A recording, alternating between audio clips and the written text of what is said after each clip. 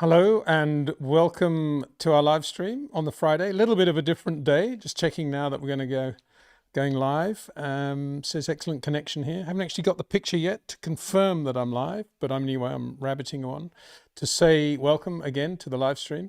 Yeah, here we go. Looks like it's happening. Just check on my yeah, there we go. It's all happening on the mobile phone, so I can turn that off now. Always a bit nervous at the beginning of the show, only because I never know whether we're actually live or not, and I think we are. So sound is good, I think. Picture hopefully is all right, despite the fact that I'm dominating it. No, seriously, welcome to the live stream on a Friday, an unusual day for us to be doing it. We've been focusing on Wednesdays, but so much going on at the moment. But I hope this is okay for some of you, and I hope the time zone is working. I think it works for Australia. It doesn't work very well for North America, obviously, but for Asia, Australian region, I think it's hopefully all right. So hi to everybody out there, and hope you can have a good weekend as well. So as ever, lots to talk about, I think. In this case, post the Miami Grand Prix and everything that happened there. Plus news, of course, that Jack Doohan is having to stand down. Probably, I hope it's not permanently, but I mean, you always fear the worst in Formula One with politics. His place for 5 races anyway, taken by Franco Colapinto. No surprise there, we'd all been kind of predicting that from day one when Flavio arrived, and all of a sudden Argentine sponsors starting to appear on the car. So Colapinto will be in the car from Imola onwards, the next round of the championship. So, I mean, that's obviously good for him, good for Argentina, not good for Jack Doohan because he hasn't had a very good run with Alpine so far. Quite a lot of glitches, the worst of which, of course, was the shunt in FP2 in Japan, massive shunt, which really was a function of not being allowed to drive in FP1. For a rookie not to be able to do FP1 in Suzuka was inexcusable, really, in my view. Just for a renter driver to be in the car for the first session, make a bit of money, it's not right. And we all know there was that DRS issue. And if you want more details on that, I've got a video out at the moment, actually, about where Formula One is going in 2026 with active aero. And there's a lot of talk about the push to pass stuff that's going on for 26, which is basically an electric thing now rather than DRS.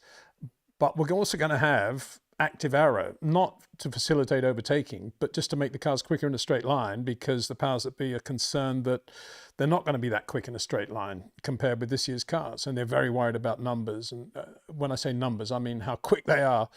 Heaven forbid that we could have a car that's slower in a straight line than the previous year. I mean, does anybody really care about, would anybody be able to notice it if they didn't know what speeds they were doing? Can anybody differentiate when you're watching TV between 334 kilometers an hour and 349 kilometers an hour? Does it really matter that much? Anyway, because obviously it does matter to a lot of people, we're going to active aero, which is basically multiplying the issues of DRS. And we've had some problems with DRS, most recently with Jack Doohan. Obviously that huge shunt with Marcus Ericsson in 2018, Monza, and so forth, and other things, you know, the Lewis Hamilton thing and Brazil 21, all those stupid things. And DRS, you don't need. I mean, the speed differential we saw at the end of the straight in Miami, I think should have been proof enough. And it caught out Carlos Sainz, obviously, on the last lap when he was catching Lewis. I mean, he didn't need DRS at that point. If it had just been a straight toe, that would have been an easy pass. But because it was DRS, he had so much additional speed, he didn't know where to go. And all of a sudden, it was a mess. So anyway, that's my rant on that. But if you want to see more on that, I've got this video out called, Does Formula One Really Need Active Aero? And if you haven't seen it, I would ask you to watch it because it does, I think it makes a lot of sense. Otherwise, I wouldn't have put the video out. But I do think that we're going in the wrong direction with active aero. I really do. So where are we? Questions very soon. I've got one thing I'd like to begin with. There's a couple of other stuff we're going to do, other things I'm going to bring in later on in the live stream. But I'll just start with one. Because, I don't know, just got my adrenaline going this. There's a guy, you probably haven't heard of him. Well, you might have heard of him because he's doing very well in historic racing now. A young Englishman, American, a bit of both really, Horatio Fitzsimon, who, yeah, get around the name because it's a great name actually if you think about it. There's some good people called Horatio in the history of the world. And he he started like most in karts, very, very quick in everything he's ever done. But because there's always this big brick wall of what you're going to do, how you get into, how you make the big break into international motor racing, he's kind of gone into historic racing, and he's unbelievably quick and spectacular, and really has a feel for the cars he's driving as well, and drives some great cars, from Lotus 22s to Lotus 26Rs, which is the lightweight Elan. I think this weekend he's driving a Ferrari 275 GTB at Hockenheim, and he'll be quick in it for sure. And most notably, a Brabham BT6 Formula Junior 63 car, which was actually run by Ian Walker Racing, the famous British race team of the time, driven by Paul Hawkins, and won at Rouen in 63, a round of the Formula Junior Championship, European Championship. Very, very nice car. One of the early Brabham Toronac cars, beautiful handling, 63 Formula Junior, quick car for its time. Anyway, he's been doing very well on that. And if you want to get to his website, I'll put the details in the description after this video.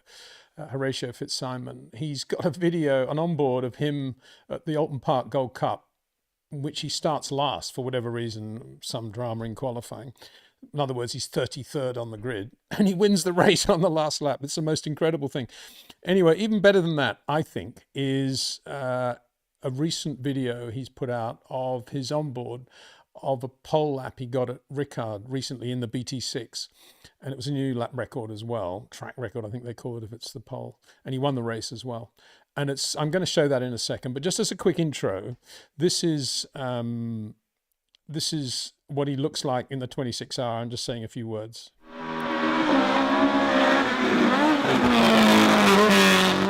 We moved to California when I was 2, and I was introduced to motor racing at this circuit at the Monterey Historics. Now, as a build-up to what we're going to see in this Ricard lap, Paul Hawkins was, as I say, the original driver of that BT6 for Ian Walker Racing. And Paul was a tough Australian, an international. We never saw him as a local out in Australia in the 60s. He very quickly moved to Europe and did very well, very well. Famous for, of course, putting a private Lotus 33 into the water in Monaco in 65 in the Grand Prix, but he survived that. But he was very quick when he was on it. And as I've been talking about him relatively recently, about his driving of a Ford GT40 in 67, when he was up against Denny Hulme, and he won the Autosport GT Championship that year.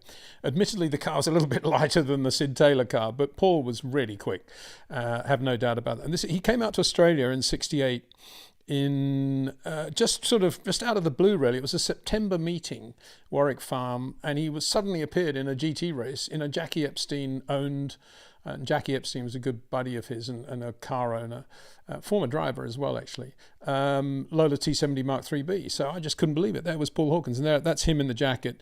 So I took that picture of him. He's talking to Pete Gagan there, Ian Gagan, and there's the Lola T70 Mark 3B that he drove. He did very well in it too, drove it beautifully, very, very polished.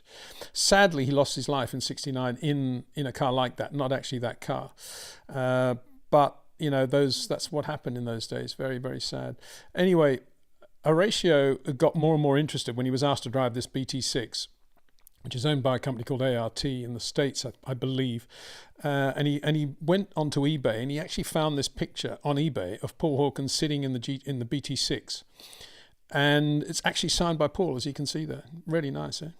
So that was that. And now let's join. This is one lap of Ricard. I'm not going to talk over it. All you hear is the engine noise. This will give you a feel for what it was like in 63 when we had no aerodynamics on the car, pretty narrow tires. The cars were very light and jumping from bump to bump. Ricard required great skill, finesse, and car control. But overtaking was definitely possible. You didn't need anything to help you do your overtaking. And everything just seemed in proportion. They just seemed really nice. Obviously nice. Manual gear change, heel and towing. And it's quite difficult sometimes to get a feel for what that was really like. And I think all of us can benefit. I don't want to in any way sound patronizing. I think all race fans can benefit by having a look at this, just to see what it was actually like for race drivers back in the 60s with no aero. And admittedly, this is a Formula Junior car, but you'll see from the lap that it is very quick. And you'll see how much energy that Horatio puts into the car and how well he drives it and how sideways he is everywhere. We get to the laps, the long Ricard lap, the Grand Prix circuit, and you go down the straight, there's a chicane, and then they go in towards Scene, the very, very fast right-hander. And he goes in, he just has a slight lift, and then the back end just comes out and he has a big oversteer slide. Absolutely brilliant. So I won't talk over it anymore. I won't talk about it anymore. I'll just let you watch it. But this lap begins as he comes out of the last corner and he's got a bit of opposite lock on straight away. So enjoy this. A lap of Ricard in a 1963 Formula Junior driven Brabham BT6, driven absolutely on the limit by Horatio Fitzsimon.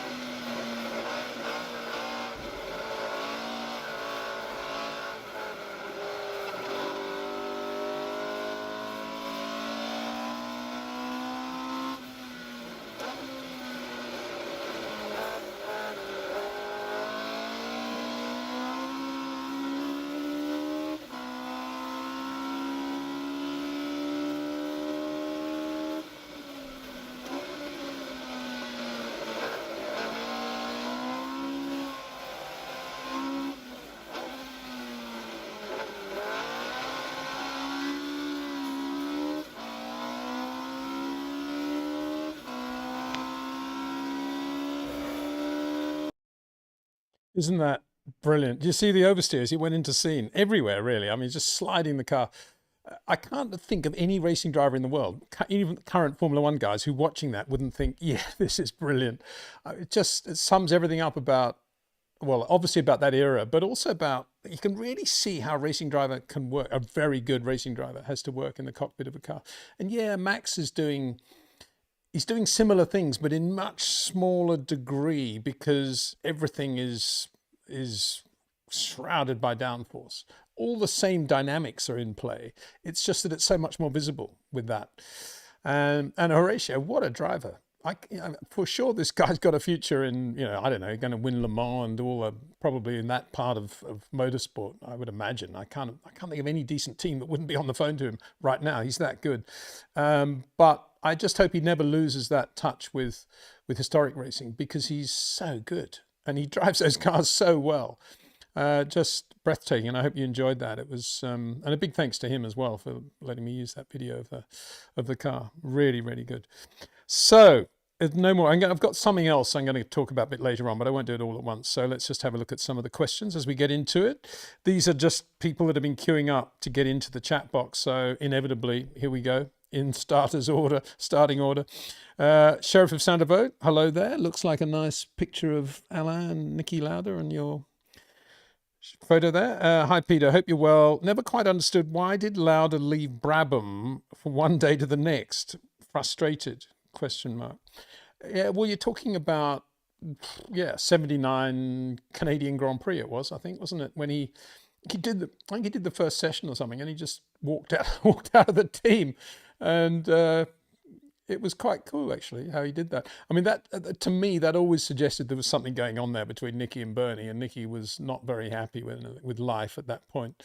And lo and behold, they got Riccardo Zanino, quite wealthy, not particularly quick, but quite wealthy, nice guy, Argentine, was happened to be in Montreal, summoned to the circuit. And I think, if memory serves me correctly, I think he wore Nicky's kit in the first session or something, in his first drive. And so he got straight into the car.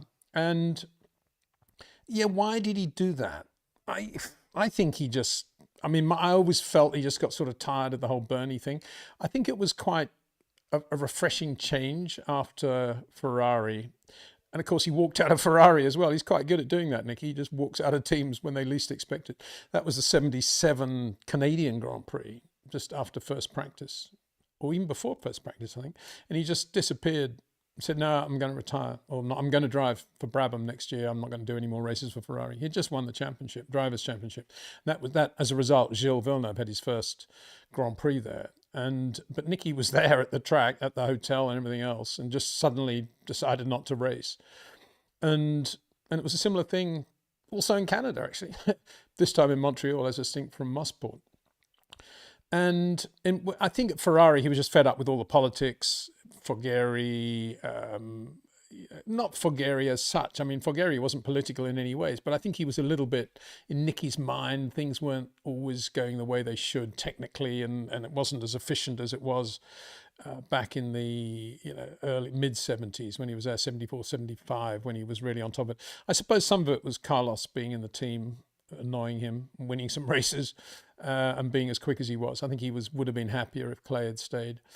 Anyway, he was fed up with Ferrari and everything that came with it. And so he went to Bernie, and he really wanted to experience the whole UK British approach to Formula One, clean, apolitical, straightforward. Gordon Murray. He took Amano Kwogi with him, of course, his great mechanic, who had been at Gulf and Eagle and various places, and great mechanic. Took him from Ferrari to Brabham.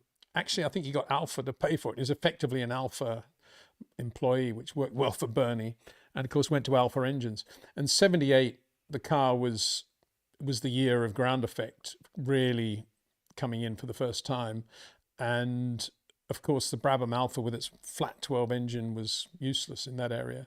So Nicky was always uphill battle. 79, Alpha did a pretty good job. They produced a V12, a 60-degree V12, I think, to try and get, obviously, to have the narrow engine for the ground effect. And it wasn't a bad car, but it was a heavy car and it drank a lot of fuel. And so it was never really a race-winning car, particularly at a time when Ligier and Williams were now winning everything with their ground effect cars. And Lotus was sort of still there, kind of. And so Nicky, I think, got a bit dispirited with that. And then there was Nelson Piquet arriving, who was obviously really quick.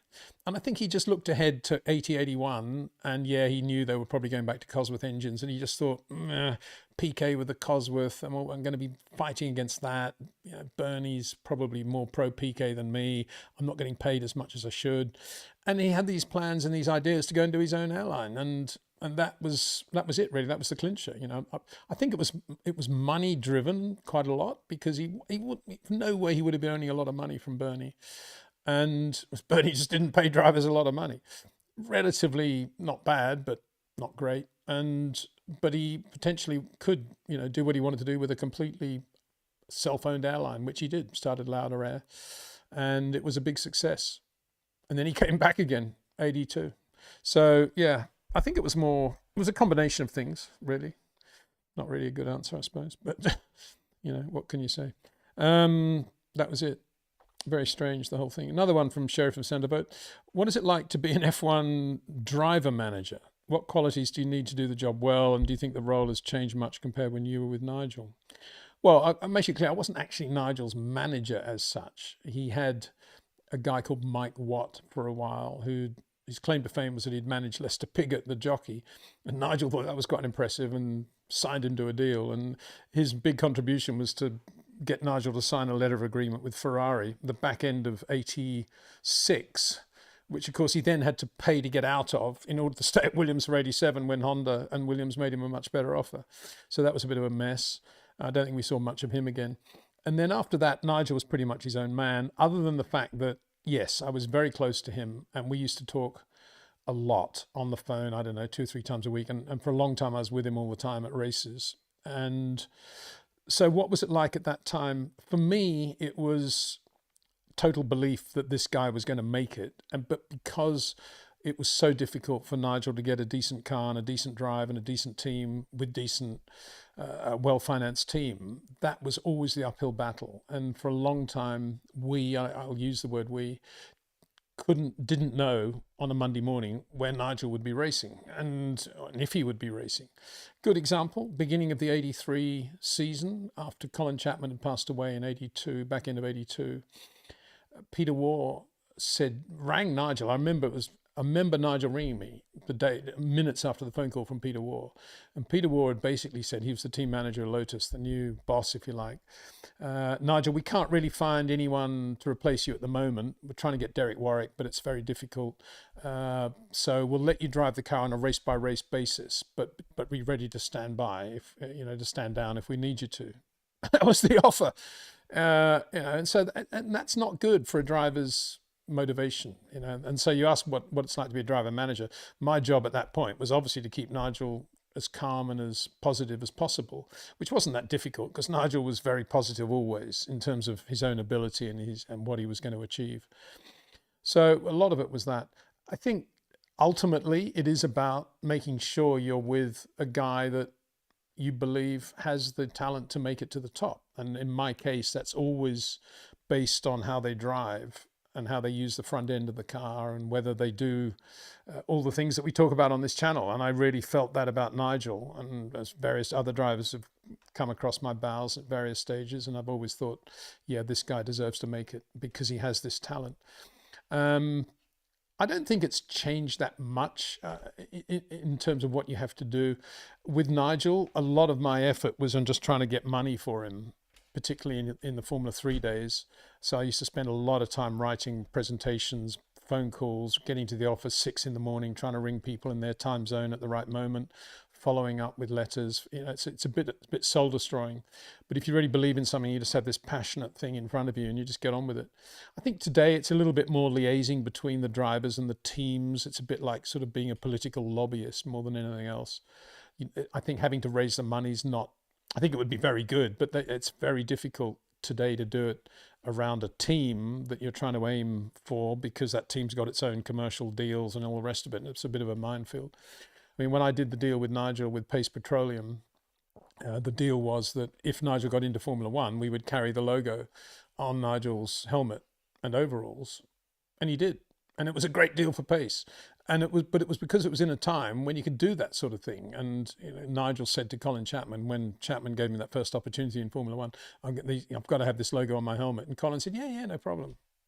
Even though the car had Essex on the side, Essex Petroleum.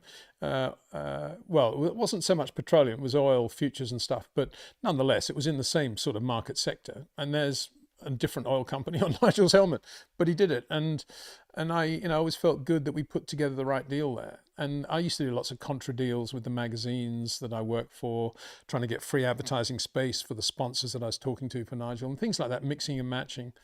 Flat out job, got to say. But it's all, you can only do it if you really believe in the driver's talent, technically. And if you don't have that technical feel and knowledge for distinguishing between one driver and another, you shouldn't really be in the business of managing a driver, I think. Sarosh Soman. Hi, Peter. I'm just going to adjust the positioning of these three line questions because it's a bit cramped. That's a bit better. Sarosh Soman. Peter, I was watching a sim lap driven by GP with Max advising him. What stood out for me was how quickly Max had asked GP to upshift when exiting corners. Max didn't want the engine BK braking, slowing him down. Yeah, I think, I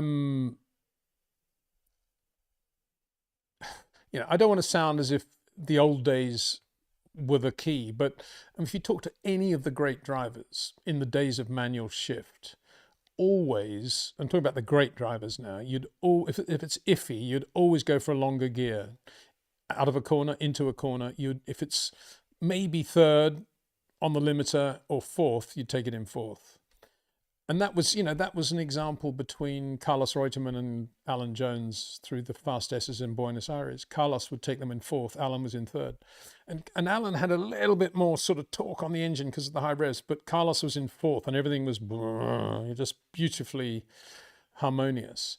And I think what you're seeing there is, there's all this stuff about, engine braking and all that, but I think it's more to do with the feel for the car as well, the harmony and the flow of the car.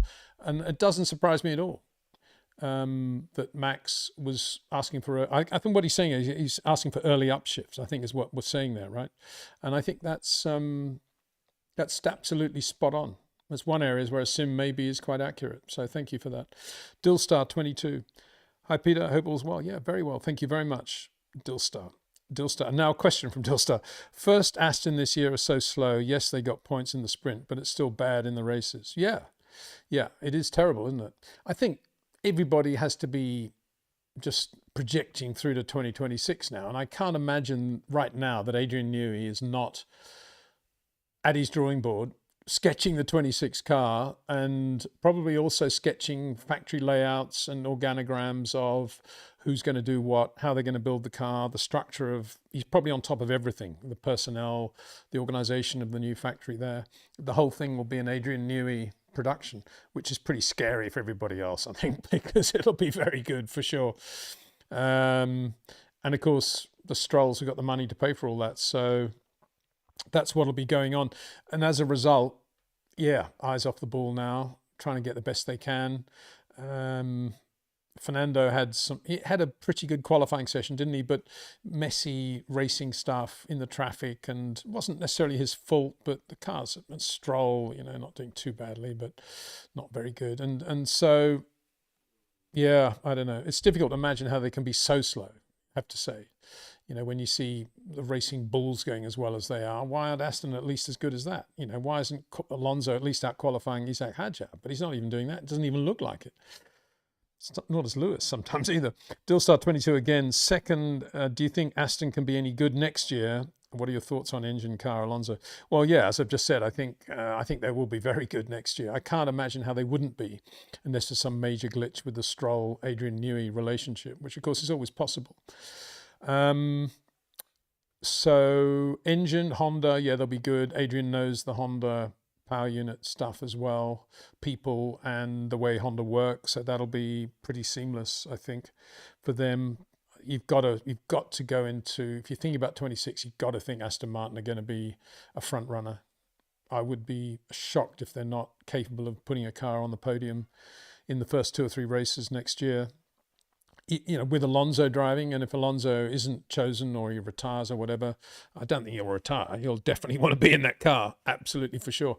But if he's not, they will have somebody quick. People think maybe Max, I don't know. As I said before, I think he's done so well at Red Bull. It would be crazy for him to leave Red Bull before he knows if Red Bull have got a good car in 26. It's as simple as that. And he may know that by September. I doubt it. He really wouldn't know until they start running the cars. And then, of course, he's got to sit out 26. If the car's not that good, and he'll have to go to Aston. But I don't know.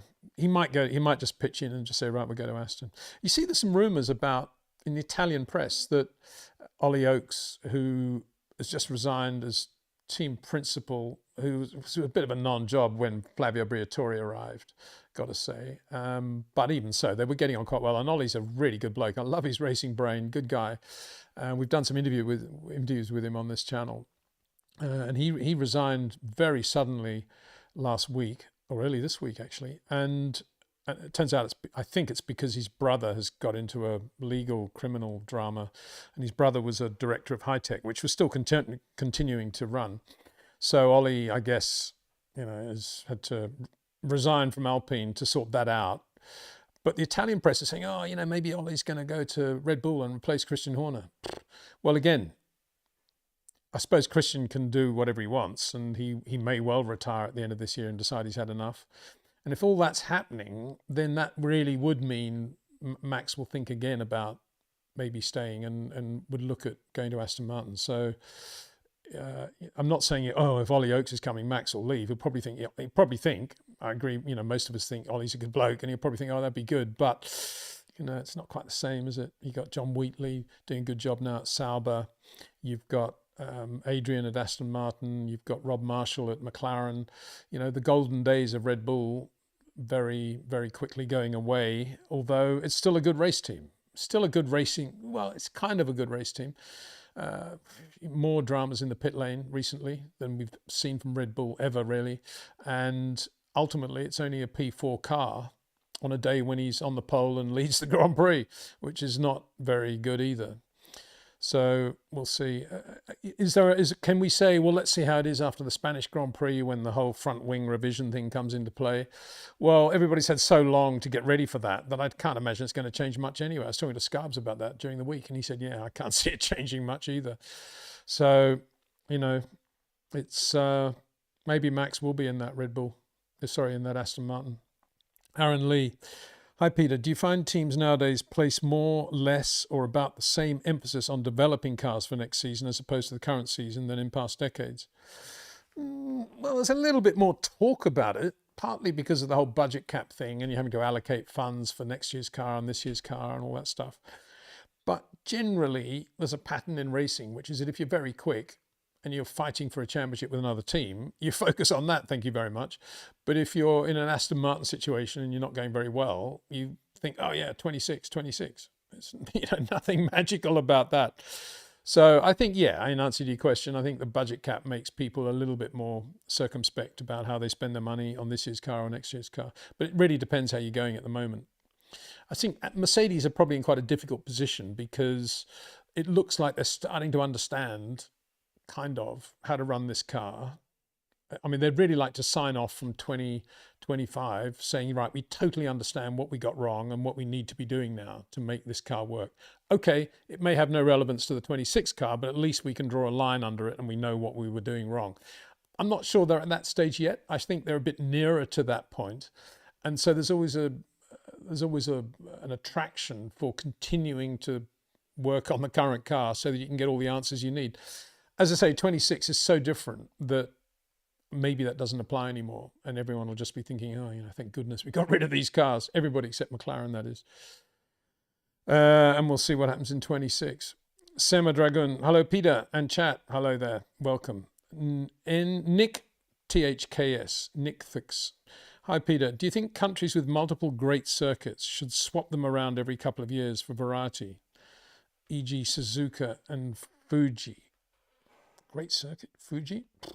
You're the first person I think I've ever heard call Fuji a great racetrack. I think it's one of the worst racetracks in the world, actually. Totally boring track. But Suzuka, by contrast, is brilliant. Anyway, I'm sorry if I offended you.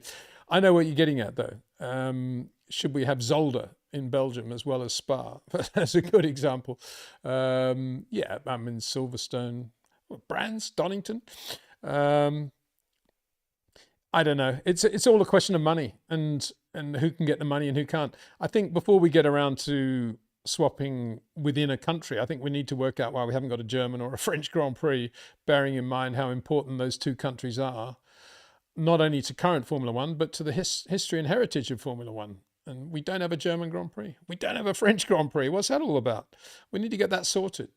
And a lot of it is local financing, and you'll find that one circuit is able to get a track together and another won't. But it's all these days the way it works. It's all local governments and grants and everything else.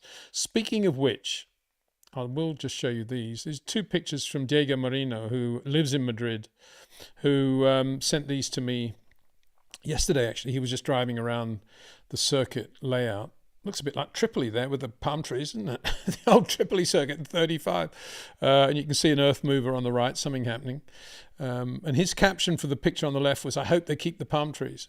Well, yeah, so do I. I can't If I was one of those palm trees, I would be concerned for my health, though, because I think they'll probably be coming down very sadly. They're calling it the Mad Ring, aren't they? MADRANG. I don't think that's a very good name. Mad Ring sounds a bit odd anyway. I know what they're trying to get at, the Madrid Ring. But then how many American people, for example, and don't forget how big Formula One is in America now, we're all being told how big it is, call a circuit a ring? I don't think they do they? So Mad Ring may work in, I don't know where it'll work actually. Might work in Spain, I guess. The Madrid. But I think a lot of people think, what's that all about? Weren't they? Anyway. So there's that one. Thank you very much. What else have we got here? What are you saying? Especially when a track like Fuji hosted both Lewis and Fernando's best performances. Obviously, the quality of Suzuka is unquestionable. Well, you're kind of answering, coming back from what I said. Yeah, but not because it's a great track. I mean, that just happened to be races. One was wet and all that stuff. Yeah, you've had some races at very boring circuits, but you're actually saying great circuits. So anyway, I would hate to see the Japanese Grand Prix go to Fuji, I have to say. I'd love to see it stay at Suzuka forevermore, which I think it probably will. But having said that, Fuji is close to the heart of Toyota, isn't it? So you never know. If Toyota make noises and they want the race at Fuji, maybe F1 will go there. Recco says, hello, Peter from Milano. Ciao. I recently learned about Jim Clark's politics in Monza and with Italian police. Can't imagine the stress he was under, let alone witnessing a fatal crash firsthand. Well, yeah. It's not often talked about, that accident in 61, and he didn't witness it. He was actually part of the accident.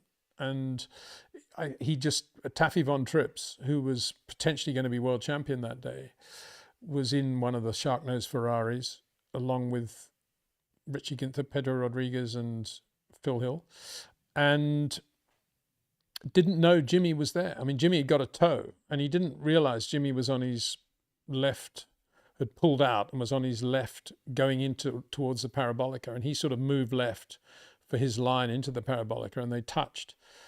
And Jimmy's Lotus 21 spun down the track and he got out, but it was badly damaged. But sadly, Taffy's Sharknose barrel rolled into the crowd on the left and mowed down the crowd. 15 spectators were killed, and including Taffy, sadly, on that day. And Phil Hill won the race and won the championship. You know, just talk about, you cannot imagine that sort of tragedy happening today, really. But it did. And as you correctly say, Italy was, Italy was in shock. And as we now know, Bernie's approach to getting everybody out of the track at Imola in '94 as quickly as possible in case everything got impounded. All that was because of what happened at Monza in 61, when there was a lot of drama getting out of the circuit. And Jim Clark had to be smuggled out. And when he came back in 62, he had to be smuggled in, basically, into the track. And it was always a stressful thing for him. And he wasn't to blame. He just happened to be there. And it was a slipstreaming race. No question about that. So it was, very, very stressful. And when you think about Jimmy's career early on, I mean, his second Grand Prix, the Belgian Grand Prix, 2 drivers that he knew very well were killed. One was his teammate, Alan Stacey. The other was Chris Bristow, killed in that race. Sterling Moss had a near fatal accident in the same practice for the same race. And Mike Taylor, similarly, also in a Lotus 18, the car Jimmy race, had a big crash. And then fast forward to Monza 61 and that happening. This is in your first 2 years of Formula One. And yet still he became the driver that he was. Incredible, eh? Recco says, makes me think about Lando complaining about what to do with Max in turn 2. Just get on with it. Yeah, well, yeah, that's right. And I've got to say here, I was very impressed by Kimi Antonelli off the line in the sprint race when he felt that, he potentially had been driven off the track. And when they said no penalty, his response wasn't the response you would expect of an 18-year-old young kid who was, obviously very annoyed that he wasn't leading the race from the pole and somebody had him off. And he just said, oh, good to know. And I thought that was a really good response. Said a lot about Kimi, didn't it? Very, very good. Yeah. Exactly. And I think, race drivers today, if you think about what so many had gone through and did go through, a lot of them do cry and complain about just ridiculously stupid things. You're right. M.A. Khan, Peter, if Leclerc only wins one title, does that show what's wrong with Formula One? Lewis has had the fastest car for 11 years, winning 7. How many could Charles have won in the cars Lewis had? He's so unlucky. Well, yeah, spoken like a true Charles Leclerc fan, I guess. Yeah, you never know. Leclerc is different from Lewis. He's very similar in style, and that brilliant style they both had. In Lewis's case, had HAD. In Charles' case, still has. Very different backgrounds and characters. As I've said before, Charles much more emotional than Lewis, and is more prone not under pressure, but in emotional moments, perhaps to making mistakes than Lewis. He's getting more. He's getting better on that area, but not still where he should be probably. Whereas Lewis has had this fairly seamless introduction to the sport, Formula One, great teams, and been in good cars and good teams for most of his life. So yeah, very different. I think not only Charles, I think Charles would have won a lot of races in a Mercedes, no doubt about it. I think Max for sure would have. And, there's a lot of other guys out there who, not a lot of other guys out there, but if you look at, let's say, Valtteri, Valtteri did very well, didn't he, for himself when he was at Mercedes. So yeah, he would have won a lot of races, Charles Leclerc, no doubt about that. Scroopy Noopers. Hi, Peter. At what point do you think McLaren should put all their eggs in one specific driver's basket this year, seeing as the manufacturer's title will probably be sewn up early for them? Well, I don't think... according to Zach's master plan, it's kind of working out at the moment. They don't need to apply team orders very much, apart from if they want to help Lando a little bit to get a few more points. And I think at this stage, Oscar might go along with that if it's easy for him to do so, not too damaging for him. That's about all that will happen. In reality, no team in the world really in their situation would apply team orders until one driver is mathematically out of the championship. And even then, if nobody can beat them into P2, then why do it anyway? So the way things are going, they don't need to worry about it. But if Lando wins the next 4 races, then I don't think they'll do anything. I think they'll just let them race and carry on as they have and hope that it sort of settles itself organically rather than through somebody telling them what to do. As I say, it's not a comfortable situation, and they wouldn't be in this situation if they had a more balanced team, if they had Piastri, Ricciardo, or Lando, Ricciardo, for example. But they don't. They've got these 2 guys who are both very capable of winning the championship. Lando's going through a bad patch at the moment, and Oscar's getting better and better. But Lando could easily come back, and Oscar knows that for sure. So in answer to your question, I don't think they'll do anything really dramatic unless there's a mathematical reason to do so. Radu Andre Marianescu. Thank you for this question. Podcast by Matt Bishop and Richard Williams about Jim Clark. They told how you had your first encounter with Jimmy at Sydney Airport, or your Porsche Boxster, powder blue. That's a piece of history right there. Yeah, I did. My first encounter with Jimmy was not at Sydney Airport. It was actually at Warwick Farm Racetrack, and I went up with a copy of his book, Jim Clark at the Wheel, and asked him to sign it, and had a few pictures that I wanted him to sign, which he did straight away. And then I got into this whole thing from 66 onwards of ringing the airport when I knew they were more or less going to be arriving from New Zealand, from the 4 races there they've been doing, to see if they were on a specific flight. And if they were, because I was on holiday at that time from school, going out to the airport and seeing them arrive. That was my chance to see Jim Clark and Jackie Stewart, or Jim Clark particularly. And yeah, and the last time I did that was when he was leaving Australia in 68. After the Longford race, he came via Sydney and was flying to Chicago to go on to Indianapolis to test the turbine Lotus, Indy Lotus, the wedge-shaped car. And I went to the airport, and there he was, and I sort of waved as he left, and he sort of waved a little bit. There's a bit of a group there, but his plane didn't take off. It taxied out, and then it came back. There was some sort of fault. And I was the only person left in the airport. And he said, oh, you're still here. Come and have a coffee. Or a drink, I think he said. And so I sat down, and Jimmy had the stewardess, the flight attendant with him, which is, what's she doing there? Anyway, we sat down, we had a drink, and I had a Coke, I think Jimmy had a Coke, actually, from memory. And we chatted about Formula One, a long time. Yeah, it's brilliant. About my Boxster, what's all that? Powder blue. Yeah, that's light blue, obviously. I had a Boxster. I had a couple of Boxsters. I had a red one, and then I got a Tiptronic one, which I had spec'd in light blue. And that's only famous because I parked it once in Portobello Road in London on a Saturday afternoon and came back, and there was a note on the windscreen saying, I love the colour of this car. Give me a ring, Paul Smith. And it was Paul Smith, the designer, and his phone number on it. Very cool. Well, he was very cool. His clothing brand is very cool. And the Boxster was very cool as well. I've now got another car of the same colour, which is the Hyundai i20N. One of the reasons I got it, actually, I love powder blue cars. And I've never had a powder blue Lotus Elan. I've got a red one and a yellow one, but I'd love to have a blue one. I think it's the right colour for sports cars. Some cars don't look good in powder blue, but a lot of them do. And these days, if you go to any car park anywhere in the world and you remove all the white, off-white, black, metallic grey cars from the car park, there's not much left. So why is that? I just can't work it out. Why do people not want nice colours anymore for cars? What is it about that? Bearing in mind, Jim Clark set the tone of the whole thing when he painted his Porsche 356 white, because he felt it was the safest colour in those days when he was doing a lot of night driving, and it would stand out against the black of the road. It was for safety reasons. Yeah, I get it with white, but why would so many people have black and metallic grey cars when it doesn't stand out? You'd think with all this safety conscious world in which we live that it would be illegal to have cars that colour. There you go.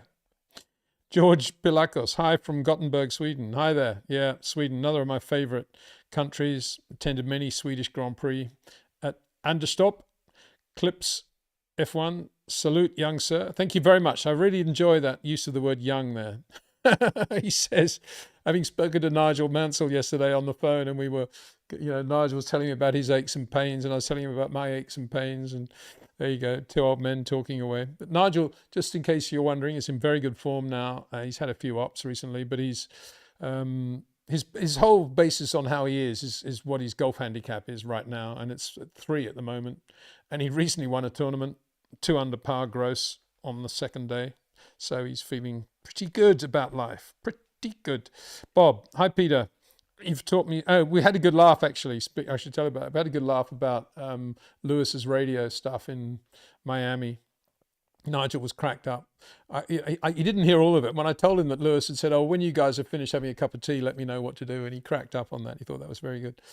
Although I have to say, the more I think about all that, the more the whole thing kind of sickens me that it's out there, because it's not really how it should be. I mean, it's very poor. Nothing to do with Lewis or Charles at this point. I'm talking about the management. They shouldn't be that disorganized, and it's unprofessional, I think, that sort of stuff. But it was funny. Obviously, one laughs when one hears it. Bob says, hi Peter, you've taught me so much about Formula One. Eh? Really? Good. Well, thank you. And it certainly has aided in my enjoyment of the sport. Well, that's nice to hear, Bob. Thank you very much. For some reason, that's not coming up. I don't know why. Let me have a go. I think it's because... Oh, yeah, there you go. There's Bob. Thank you very much. Nice to hear. And I've got to say, so many good questions and comments, nice questions and comments, that I learn a lot from you guys as well. And without you, we wouldn't have a show anyway. So big thanks to everybody out there currently watching and who will watch or listen to this live stream. Gerald Kaiser, good morning, everyone. Yeah, good morning to you, Gerald. That means it's... What does that mean? You could be very early morning on the east coast of America. Equally, could be just a late riser here in Europe. Zishan Afsar, Peter, after Lewis's radio messages from Miami, do you think Ferrari needs a shake-up? They seem to have a chronic inability to make a decisive decision from the pit wall. Well, as I said in the video, I don't think it's their inability to make I mean, they do have that inability. I'm not sure they're any worse than a lot of teams.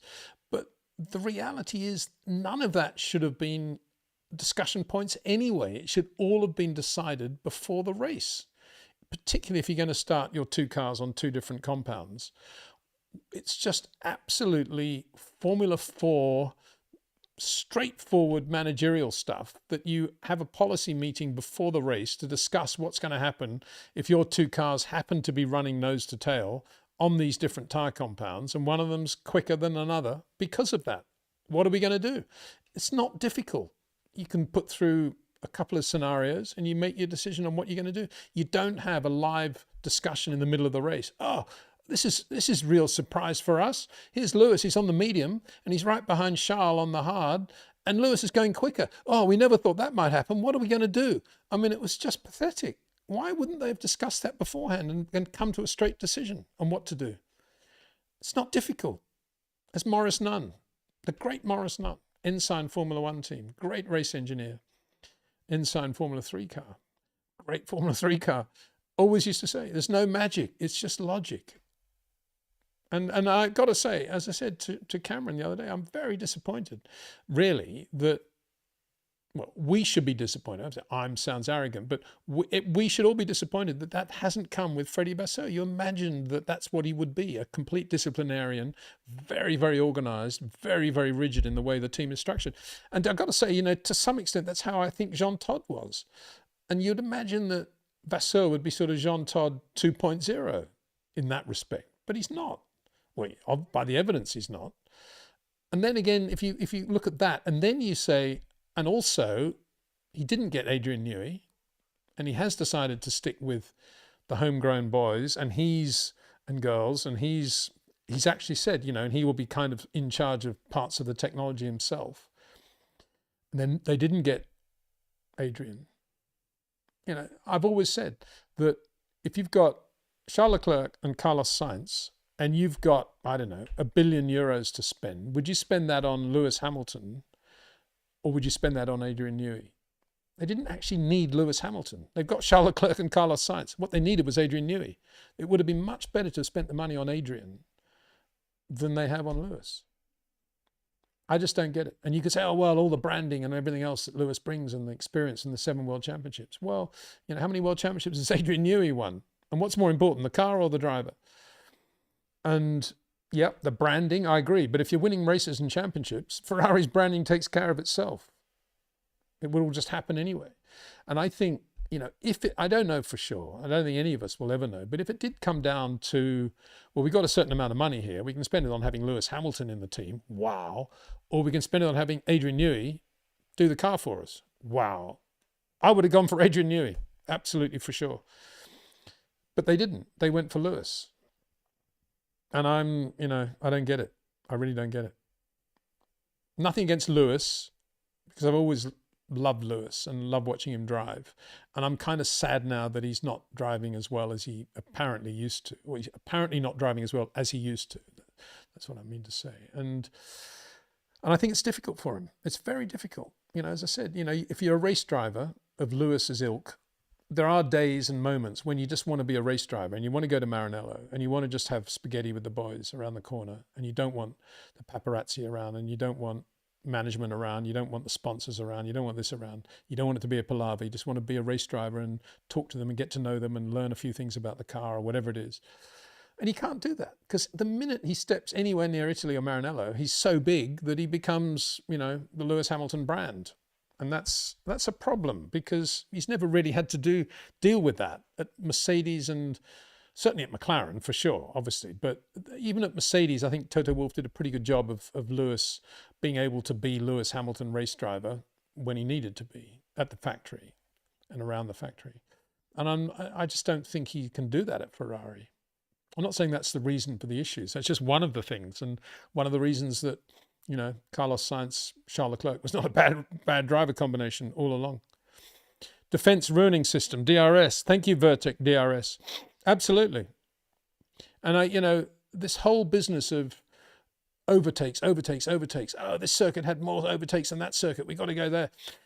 It's pathetic. It's so childish. And Grand Prix racing is about cat and mouse. It's about pulling away. It's about forcing the guy behind you into a mistake. It's about the guy behind forcing the guy in front into a mistake. It is all that cat and mouse business. And there should be just as there is an advantage for the guy behind, there should be the possibility of an advantage for the guy in front as well. One way of doing that is to get rid of DRS completely. But now they're going to the push to pass. And push to pass, there's even more reason to have this for defense. And that's because push to pass will be instant. Whereas DRS, excuse me, a bit of hay fever looming in the air. I haven't got any doors or windows open, so I don't know what's happening, but it was actually really good yesterday because it was raining here in Spain. This morning, beautifully crisp. I was out with Dexter, no hay fever, everything slightly wet, but blue sky, sun, lovely. Now it's hay fever time again. Sorry, anyway, I'll carry on as best I can. You know, and with DRS, of course, there's always that business where it's gaining momentum before it gets its full thing, whereas it's instant with this new thing they're going to have next year. Even more reason for the guy in front to have this defense option as well.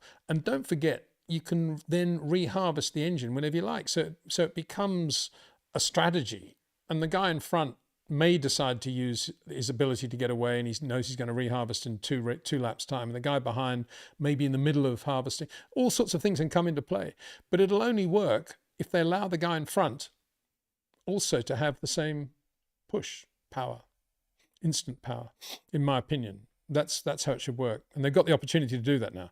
But of course they won't do it because they're so absolutely ingrained into thinking that overtaking is the only thing that it's all about. Let's have a small break. Not a break, just something else completely different. What do you think of that? I've always been saying it's such a shame. I love that car, the Yaris GR Rally 1. Of course, there'll be lots of them in Portugal next weekend, and probably they'll go very well. They've won every rally so far this year.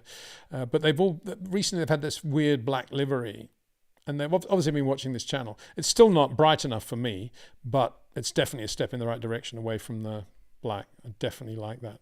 So well done as ever to Toyota, doing a really good job with that. Anyway, back to the defense ruining system. Yeah, well, there you go. I'm glad some people agree with me. Again, from Radu Marianescu, for those who said that you're old, they shouldn't have the privilege to watch this podcast. You're one of the few who knows Formula One inside out. This is history right here. All the best from Romania. Thank you very much. The country that invented the jet engine. Yeah, I've always had a soft spot. And of course, Dacia, as Elfyn Evans likes to call it, Dacia Duster. I'd rather have a Dacia Duster than one of these things, he said recently when driving that new Ferrari estate car thing they've got, or SUV, whatever it is. Yeah, big fan of Elfyn as well. Anyway, that's a completely different story. Thank you very much. Yeah, well, I'm still learning all the time from you guys mainly, and I don't always have all the answers, that's for sure. And I often get things wrong, but thank you for being tolerant. And also, thank you for giving me the opportunity to express my opinion about things. And quite often, I think they're very different from everybody else's. And for example, this chat about active aero at the moment, everybody else seems to be talking about the push to pass and how they're going to get that power, and should they detune the engine so they have even more power, all that stuff. I'm kind of okay with all the push to pass, providing we could also do it for the car in front. But it's active aero that scares me, to be honest. It really scares me when they start playing around with aero, making them so quick in a straight line, totally dependent on the system working when they want it to work.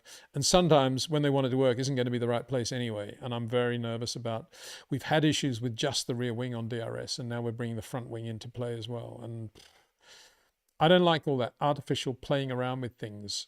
I just, you know, if you want to make the cars quick in a straight line, here's an idea. Get rid of all the aero completely. Oh, no, then where will we put the sponsors? What bodywork? You know. Bob, with age comes wisdom. Sometimes anyway. Yeah, well, there you go. Old Flav at Alpine is probably the oldest team principal, is he? Christian, you've got a long way to go yet before you think of retiring. There's Flav back doing a good job. Well, doing the job that he's always done, basically. And I've heard a rumour, again, I'm not a great rumour monger person, but I got to pass this one on, that there are going to be a few people leaving, more people leaving Alpine around the August break time as well. So probably Flav's got a whole new team of people he's going to bring in there, all the old Ligier lot or something like that, probably. So yeah, that's to be seen in the future, I guess. But how do we get onto that? Oh, age. There you go. Francois Olivier. Are the 26 regulations going to improve close car racing? I don't think they are. No, that's not the premise of them. The premise is to bring more manufacturers into the sport by having this incredibly complicated hybrid 50% electric engine. And now we have Ford in, and Honda have decided to remain, and Audi are in. So that's been, and Cadillac, that's been a big success. But nobody's thinking now, but oh yeah, how are we going to make the racing closer? Well, they've got the push to pass, I suppose, what they're all relying upon. And then they've got their active aero, which make them super quick in a straight line.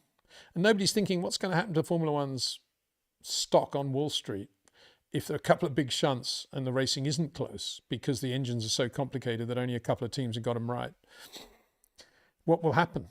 Anyway, in answer to your question, Francois, the premise of this is not to make the racing closer, as distinct from the 22 regulations, which was all about making the racing closer, so close that they still need DRS. And but this time we're going to have 50% electric Formula One engines, so look forward to that. Bob saying probably not, kind of agrees with me. Thank you for answering that one, Bob. David Wilson, good morning, sir, and hope you're doing great and enjoy listening to you on your commentary. Thank you very much. Ujo, you've talked about the whole Alpine saga already. Well, kind of, Ujo. We know obviously about Ollie leaving, and we know about, I think, the very punitive decision to replace Jack Doohan, who just after the race where he's out-qualified Pierre Gasly. I know Pierre had problems, but it's not as if Jack didn't have problems either. So, that was not good. And Franco Colapinto coming in with no explanation yet really about why he crashed twice in the Brazilian Grand Prix in the wet. But nonetheless, I guess we'll give him a pass on that, as everybody else has. And is replacing Jack Doohan, supposedly for 5 races, but who knows how long that'll go on for.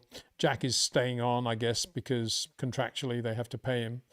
And he will be in the garage being filmed by FOM with a headset on, like all these other guys who never get in the car.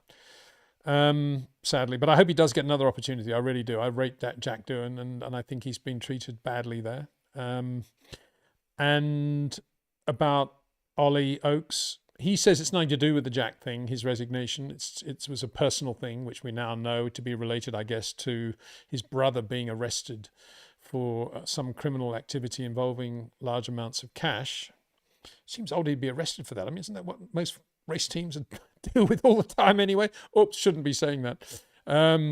And I guess Ollie's going back to sort out high tech because his brother was a director of high tech, and to sort that out. And there are rumours that he might even go to Red Bull, but I'm saying I find it hard to understand why Christian would retire at this stage, or maybe even be retired by Red Bull.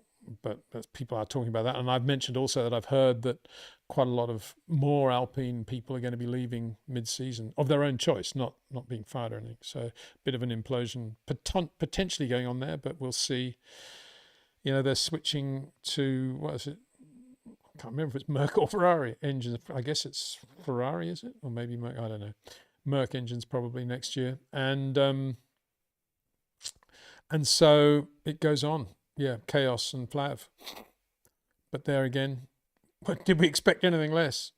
I can't imagine the Renault people are very happy about any of this either. The engine won't be used anymore in Formula One next year. And look at all this stuff going on as well. It's all a bit messy, isn't it? It's not really what you would expect of a large manufacturer in Formula One.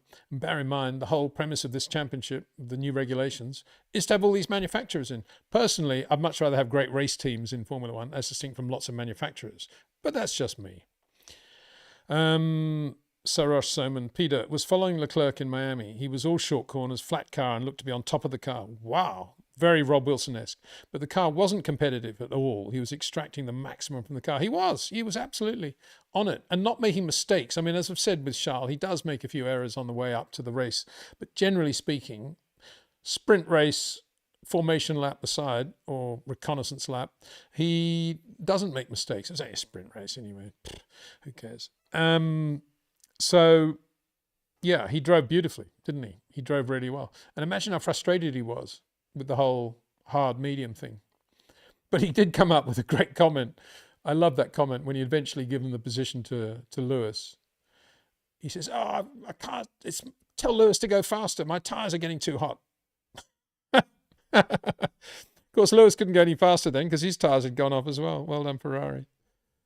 Bob, going back to V8s or V10s with biofuels will make racing better. Well, make the sound better, that's for sure, and make it cheaper. And because it was just, normally aspirated V8s or 10s, that's much cheaper. They went from a sort of 10, 12 million pound a year package for a V10 engine deal from a company like, say, Toyota, to hybrid engines, which were at least 24 overnight, if not 27 overnight for a package. So more than doubled overnight, just going from V8s as they were, because V10s then went to V8s to hybrid. Was it 2014? And it's got more expensive still since then, despite the budget cap. I mean, that would have been the simple thing. Forget the budget cap. Let's just go back to normally aspirated V8s. Don't need the budget cap then. So Bob says Formula E is for electric, and then I won't repeat the next word because it's probably not very appropriate. But it's not, it's for electric people. Having said that, who was years ago when I was I came to England about 71, 72, and I was, well, I'll put it up. It was the B word there. And I won't say it audibly because this all goes out as a podcast as well. But say it audibly, that's a bit of tautology. Anyway, I didn't know that word. We didn't have that word in Australia. And there was a big laugh going on about how Frank Williams had said that on the radio or something. And I didn't know what the hell they were on about. Anyway, that's the end of that story. This is a super chat. Don't Sulk 22. Well, that's a good name. At the press conference, Oscar said he and Lando would be at McLaren for many years. Lando looked like he's in a living nightmare. I predict Lando will leave.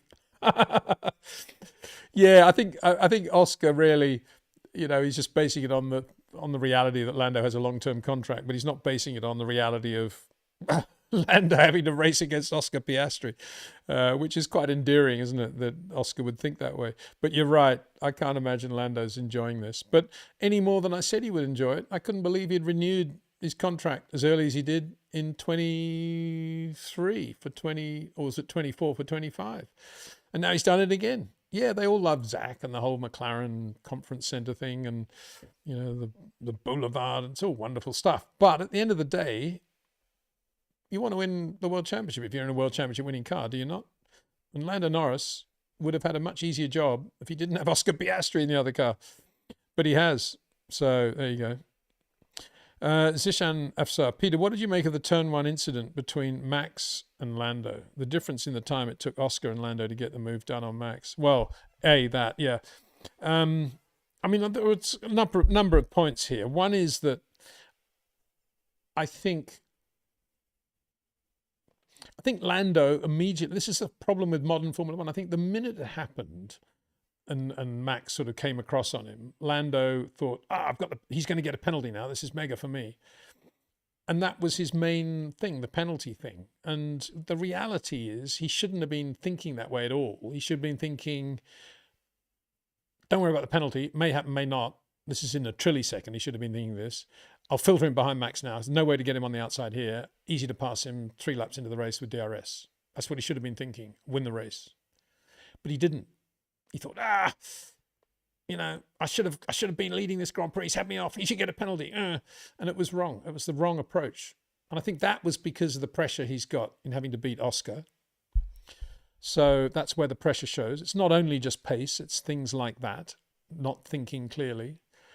And then with the Oscar thing and how easily he made it to pass Max, it's because Max, he doesn't fear Oscar by any way, but he actually respects Oscar a lot as a racing driver who gets the job done. And if your tyres are going off in the Red Bull and you're trying to brake as late as possible into turn 1 to defend, you're probably going to make a mistake if it's Oscar Piastri there. And he did. He locked up and went wide. Second time he'd done that in the race. First lap and then. So that's why it was easy for Oscar, because Oscar Piastri has something over Max. He doesn't have something over Max, but Max would think about Oscar Piastri. But with Lando, it's never an issue for Max. His tyres had gone off even more. He had less grip when he was racing with Lando. And he made no mistakes at all because of Lando Norris. You got to be joking. And it was just like, drive around. You can pass me when you want, Lando, on the outside or whatever. And he eventually got him, as he would have got him had he just filtered in behind him at the start. He got him on DRS, and there's nothing Max could do about it then. But it took Lando a long time, as you say, to do that. And it's all to do with the problems Lando's got in trying to beat Oscar Piastri. That's what that's all about. It's not just a clean-cut, Oscar is better in traffic than Lando Norris. It's a lot of things all coming together and combining in the minds of Lando Norris, Max Verstappen, and, of course, Oscar Piastri. Bob is saying to Don't Sulk 22, if Oscar wins the World Drivers' Championship, Lando will look to leave. Yeah, well, he may not. He may go in the Gilles Villeneuve mode of thinking, oh, well, it was Oscar's turn in 25. It's my turn in 26. Isn't this great? And then 26 will come along. Oops. McLaren Mercedes actually isn't a very good car. They got something wrong with it. And the race-winning car is the Aston Martin, and the factory Mercedes is brilliant, and the Ferrari is suddenly right up there.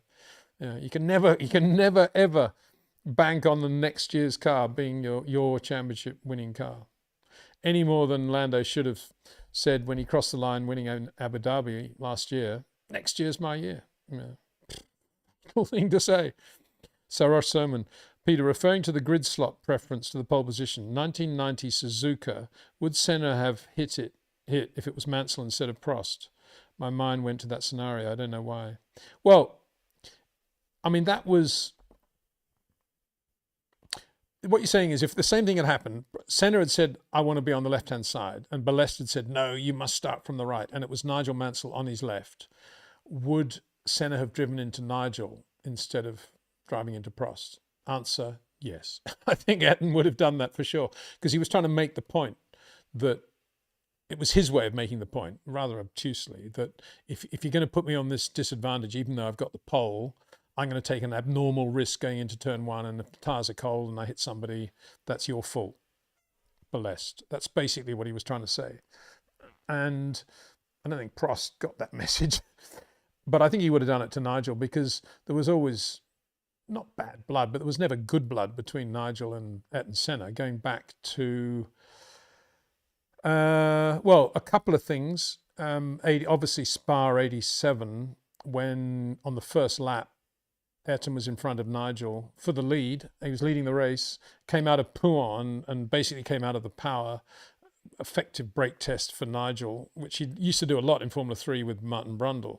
And Nigel was forced to flick left and did, and then was ahead of Ayrton going into Stavlo and caught Ayrton's left front and Nigel's right rear. And then famously, after he retired later on, about 10 laps later, Nigel, I was with the team then, it was all quite spectacular. Nigel got out of the car. And I think his first thing was, what have the stewards done about Ayrton? And nothing had happened. And he was completely shocked and astonished that no action had been taken against Ayrton for brake testing him. And so he went down to the McLaren pit to sort of take action himself. I don't think he would have done that had it been 2025 and the stewards and Senna's move been under investigation or whatever. So that's why he went down. And Nigel being Nigel, he just grabbed him and shook him around a bit. And then there was lots of stuff, wasn't there? There was Portugal, 91 Barcelona, when after Portugal 91, Nigel did a really good job at the first corner. I'm a biased Nigel Mansell man. There are lots of gaps. He just went through all the gaps and passed Ayrton and passed everyone, Berger. And then in the driver's briefing in Spain, the next race, Balest said, this reckless driving at the start has got to stop. And Nigel Mansell, you are guilty. And Nigel stood up and said, I'm guilty. What about Ayrton Senna? And Ayrton said, what about you? You've been crazy all these years. All that was going on. And then when it got into the race, it was drying track, and Nigel was catching Ayrton. This is the passive suspension 14A, and he gets a tow from Ayrton, no DRS, and goes down the inside into turn one into Barcelona. And there's that famous photograph of the two of them side by side, top gear, probably 180 mile an hour, half an inch apart. Ayrton absolutely convinced that Nigel would brake first, as everybody always did against Ayrton. He was the latest of late breakers, but perfectly so, very rarely locked up, apart from chicane at Suzuka with Prost, of course, or turn one with Prost. They were different things. But Nigel was never going to be, even though Nigel was offline, Nigel would never brake until Ayrton braked. And the minute Ayrton touched the brakes, Nigel touched the brakes and he's gone inside. Got a beautiful pass. But he, you know, it was a quite risky thing to do because he was going to get Ayrton anyway and the track was drying, but he was offline on the wet, and, you know, so that was that. And what was then there was the, well, something else happened after that. Anyway, so I think, you know, there was never any, they weren't buddies, that's for sure, Ayrton and Nigel. And I think Ayrton would have driven into him with pleasure, actually, for sure. Oh, that was the other thing, yeah. In '88, when Nigel was in that passive Williams, sorry, the active Williams, which went passive for the British Grand Prix, when he finished second, very good drive. That year, Ayrton, he was very good buddies with Frank Williams, and Frank used to love Ayrton, and they used to talk on the phone on the Mondays after every race. And Ayrton would ring, and quite often, and Frank told me this, quite often Ayrton would be saying, oh, I wasn't impressed with Nigel doing that, and Mansell, your driver is... And after a while, he started banging on about how Frank should get rid of Nigel and replace him with Maurizio Gugelmin, who was Ayrton's mate, and he'd won Macau, I think, Formula 3. A very good driver, Maurizio. Lovely guy, always got on well with him, great, very good driver. Drove the Leighton House, the Adrian Newey Leighton House, very well with Johan Capelli. But Ayrton, I thought it was very off, and of course this filtered back to Nigel through the Brazilian press. I thought it was very off for a driver from a rival team to ring a team principal of another team and start trashing their driver to them on a Monday night and suggest somebody else to take their place. I mean, that always stuck in Nigel's gullet, I think. And so, yeah. Now, the big question is, I think the way we could rephrase this question is, for sure, Ayrton would have tried to drive into Nigel, but what would Nigel have done? That's the question. I think Nigel would have predicted that was going to happen, and he might well have done a double switch or something, and it may not have ended up as it ended up with Alan in the boonies. Nigel was pretty good on things like that. He's pretty good at reading other drivers and what they were about to do. You know, for reference, Silverstone 87, Nelson Piquet. Brands Hatch 86, Nelson Piquet. Brands Hatch 85, Keke Rosberg. You know, he was pretty good, Nigel, in that respect. So there we go. Don't tell me I've got this frozen thing again. It's all jumping around this box, this question box. It's about this time every live stream that it happens, isn't it? Maybe everything's getting too hot. Maybe I'll plug in. I've got a fan on this stand here. Excuse me. How do I do that? Oh, I can't do that without pulling something out. Oh, so I can do it like that. Hang on 1 second. Let's pull the power cord out. Put that in there. And then we've got some cooling brake ducts for the, there you go, for the fan. That's better. Do you see that video that came out this week, speaking of brake ducts, about how phasing of materials inside the brake drum, when it gets hot, it gets cool, and when it gets cool, it gets hot, according to how McLaren want to do it, is the reason McLaren are so quick now? It's quite an interesting video from a guy that I think he did a bit of work with McLaren at one point, an engineer. But I was confused by it though, because the premise of the video is that the McLaren advantage is that they are very good at managing their tyres, which is why they're always quick in Sector 3 in qualifying, which isn't the case. They're actually, as we've seen, Sector 3 in Saudi Arabia for Max wasn't bad, and Sector 3 in Miami, he was right with them. And it's not just a time management thing. McLaren have got a massive amount of grip compared with everybody else, as shown by how slow they are in top speed, usually through the trap. So it was an interesting video about the use of different materials and the phasing of these materials, but the premise of it, to me, didn't make any sense. Maybe I'm missing something there. Anyway. Says, Punctured Ball says, just listening to your last vid, maybe, then realise you're live. Oh, that's very good. Thank you very much. So you're watching, I think, the active aero vid, and then you realised I was live. So welcome. Thank you very much. I am indeed. And I've talked a little bit about that video, and I hope you kind of understood it. It's well, I'm sure you did understand it. It's just a question of expressing a view that's probably a little bit different from most on that 26 car rigs things. Formula One Hensel, good day, Mr. Windsor. Hope you're doing well and chat. I am indeed. This is, oh, Not quite sure why I'm going to say this now. I guess it's that name Hensel, which I'm sure it's not, but it reminds me of Austrian names. And on that score, I just wanted to say that I was thinking the other day about my journalistic Austrian friend Helmut Zwickel, who passed away a month or so ago. And I just want to say how much I miss him. Really, really good journalist, always helpful and kind to me in my journalistic career. And in later years, did a brilliant job running a classic car rally in Austria. And so Helmut Zwickel, and made me think of Helmut Zwickel by having a question from F1 Hensel. That makes sense. Max Flashshot said, that is a wild looking car.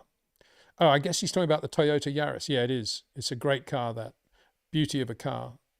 Also says Hensel. It is a beautiful car, that Yaris. And I told you the story, but I'm going to repeat it because it's such a mega thing, about Miata driving one. Sorry, Toyota, the chairman of the company. And this just shows how good it is to have a really cool guy at the top of a company who can basically do what he wants with the company, as distinct from a corporate board. You have to still prove everything. And just saying he wants a fly handbrake on the Yaris GR, the next version, so that he can just pull the handbrake on and do proper handbrake turns with it. What a great thing. I'm gonna have to order one of those. Too many cars already, but I'll have to get another one. I'm ordering at the moment. We were down there last night. This is a great story, actually. We're ordering a Rally 2 Skoda Fabia, which they're only available in Spain, limited edition. And they send the cars over, they get to Barcelona, and then they strip them down, stiffen them, lower them, different livery, and you get the OZ wheels and all the cool things. And then it goes to ABT for a black box update, 190 horsepower. So it's going to be a cool car. Anyway, we had to go to Skoda yesterday. I said, oh, Peter, there's a problem with the delivery. It's going to be 2 months late because we're going to have to change the way we order it we do this work with ABT and nothing, it's not a problem. I can wait another 2 months. It's no big issue for me. But he said, this is the cool bit. He said, so in compensation, we'd like to fit a full sports exhaust system now, no cost to you, which will be compatible now, of course, with the ABT power upgrade. So yeah, mega, getting a nice exhaust system on the car too. In the day of electric cars and saving the planet, I'm going to be driving this car around with the Hyundai i20N. They're going to look good. One of them, the Hyundai's light blue, of course, and the Skoda's going to be bright green, mamba green, as Skoda Fabias should be, Rally 2 versions. So yeah, then we can add the Yaris to that in good time, I think. Benzie News' Showdown. Good day and good morning, Peter and chat. Love these old videos. The sound too. Excellent POV video, mate. Thank you very much. Sounds like you're in Australia, mate. Yeah, g'day.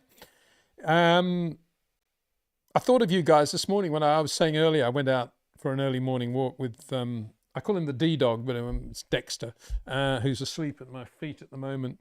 And it was just like the old days when I used to get off the ferry at Circular Quay and then get the bus to Rose Bay at circa 7:45 in the morning, 8 o'clock, and the smell of the grass in Hyde Park, and there was always a slightly sort of sickly beer smell from Pitt Street area, but that early morning Sydney smell after rain in the night, from the flowers, from the grass, eucalyptus, hard to beat that anywhere in the world. We don't get it much in Spain for some reason, but it was there this morning, and I really felt I was in my school uniform again, going to school after riding the Manly ferry across the harbour. That's how I used to go to school, to and from every day. That's where I read Jim Clark at the wheel on the Manly ferry. Wonder if Jimmy ever got a Manly ferry. I don't think he did. But I think he stayed in Rushcutters Bay Travel Lodge most of the time, I think, for Warwick Farm. Harry Moyes, part 1. Okay. There you go. Hi, Peter. Hope all's well. I'm starting to understand more and more why Daniel Ricciardo leaving Red Bull at the end of 2018 frustrates you. I used to appreciate the fact that he wanted to win at his own team as the #1 driver. But when I look back at it, I just started to view it more as a career suicide. But my question is, he never left Red Bull. But my question is, if he never left Red Bull, do you think he and Max, as a teammate pairing, could have challenged Mercedes for the Constructors' Championship in 2020? Yeah, I do. And I think I think it was a massive mistake for him to leave. And I think they would have been a stronger team as a result of him staying. And he was definitely better still. And as he left, he was still better than Max in a couple of areas. I think arguably he was better in traffic and thinking a race through from lap 1 through to the checkered flag. He was very, very good. Maybe not as quick over one, well, for sure not as quick over one lap, but that wasn't a reason to leave. And if you think about Jonathan Wheatley, who was, I suppose his title was team manager, sporting director all that time at Red Bull, one of the key players in the pit lane at Red Bull, who's now at Sauber, starting to do a very good job at Sauber, getting rid of, the wheat and getting the chaff sorted and making sure it all operates as it should. In other words, a very good guy. I remember talking to him after Daniel left, and he said, I went to Daniel. I said, Daniel, you are going to win a lot of Grand Prix if you stay with us. Do not make this mistake. And he just wouldn't listen. His ego was so hurt that Max was blowing him away as he saw it, that he just couldn't help himself. And there was more money on offer, obviously, at Renault, and so he took it. It was an ego thing for Daniel, and it's a great shame because you don't leave great race teams. So many drivers never get the chance to race for teams as good as Red Bull, and he walked away from it. And you're absolutely right. Well, that's I stand by that, and I'm happy to see that you're thinking the same way, because it was just a huge mistake. It was nothing to do with being number one driver. It was just being logical and understanding where Max was quicker, and obviously improving his own driving to match that, seeing what Max was doing with the car that he couldn't, and capitalizing on the things he was still doing better than Max anyway. And he never did that. Such a shame. Such a shame. And I think they would have had a better year for sure. Hi, Peter. Was K-Mag's short corner driver? Please talk more about his days with Rob. Thanks. He wasn't massively short. I would say he was Daniel Ricciardo-ish short. And I would say he was very similar to Daniel with his touch and feel. What impressed Rob about K-Mag was the rate of input being commensurate with the dynamic weight of the car, if you see what I mean. Everything was very harmonized, supple, SUPP inputs, and very, very sensitive on everything, which to Rob's mind, and I think he's correct, meant that Kevin had a lot more potential than some of the other drivers they were looking at. Because when you've got this lovely soft touch, you've then got the ability to start shortening the corners even more, and to doing other things as well, and warning the car and looking after the tires, doing all those things. And so that's what impressed him about Kevin Magnussen. But he wasn't that short when he was doing the days with Rob. And I don't think he ever did become that short. And I think in many ways, maybe that first couple of, that first great race he had with McLaren, maybe it was the worst thing that ever happened to him, because he, like a lot of drivers, I think he felt at that point, got this licked, done it, easy. Of course it wasn't, never would be. And he should have gone back to Rob and done a lot more work. And I don't think he did. So I think that was the issue. Alessandra Durango. Hi, Peter. Do you think Charles will leave Ferrari as soon as he gets any good offer from other teams? Not from any team, but if Toto Wolff rang Charles tomorrow and said, Charles, I know Ferrari might do a good car next year, but you may not know this, but George Russell's leaving. I'm just making this up. And regardless of how much it might cost you to get out of the contract, we will cover that. We want you to be number one driver with Kimi Antonelli at Mercedes. I think he'd say yes. And I think he'd do it. And I think he'd do the same with Red Bull. And I think he'd do the same with McLaren. But I don't think he'd do it for any other team apart from those. I think he would, if it was Racing Bulls or, I don't know, Haas, no way. But if it was Mercedes or Red Bull or McLaren, I think he would do it, yeah. Yeah, he would definitely do it under those circumstances, but that's not going to happen, is it? I can't see any team of those teams having any sort of opening for Charles in the next year or two. Unless, of course, Lando goes to Ferrari and Charles goes to McLaren. That could happen, I suppose. Maybe not a bad team, would it? Leclerc, Piastri. Imagine it was Lando Lewis at Ferrari. I say, making a slight face. For those who can't see this, probably a good thing. Yeah, it wouldn't be the greatest of teams, would it?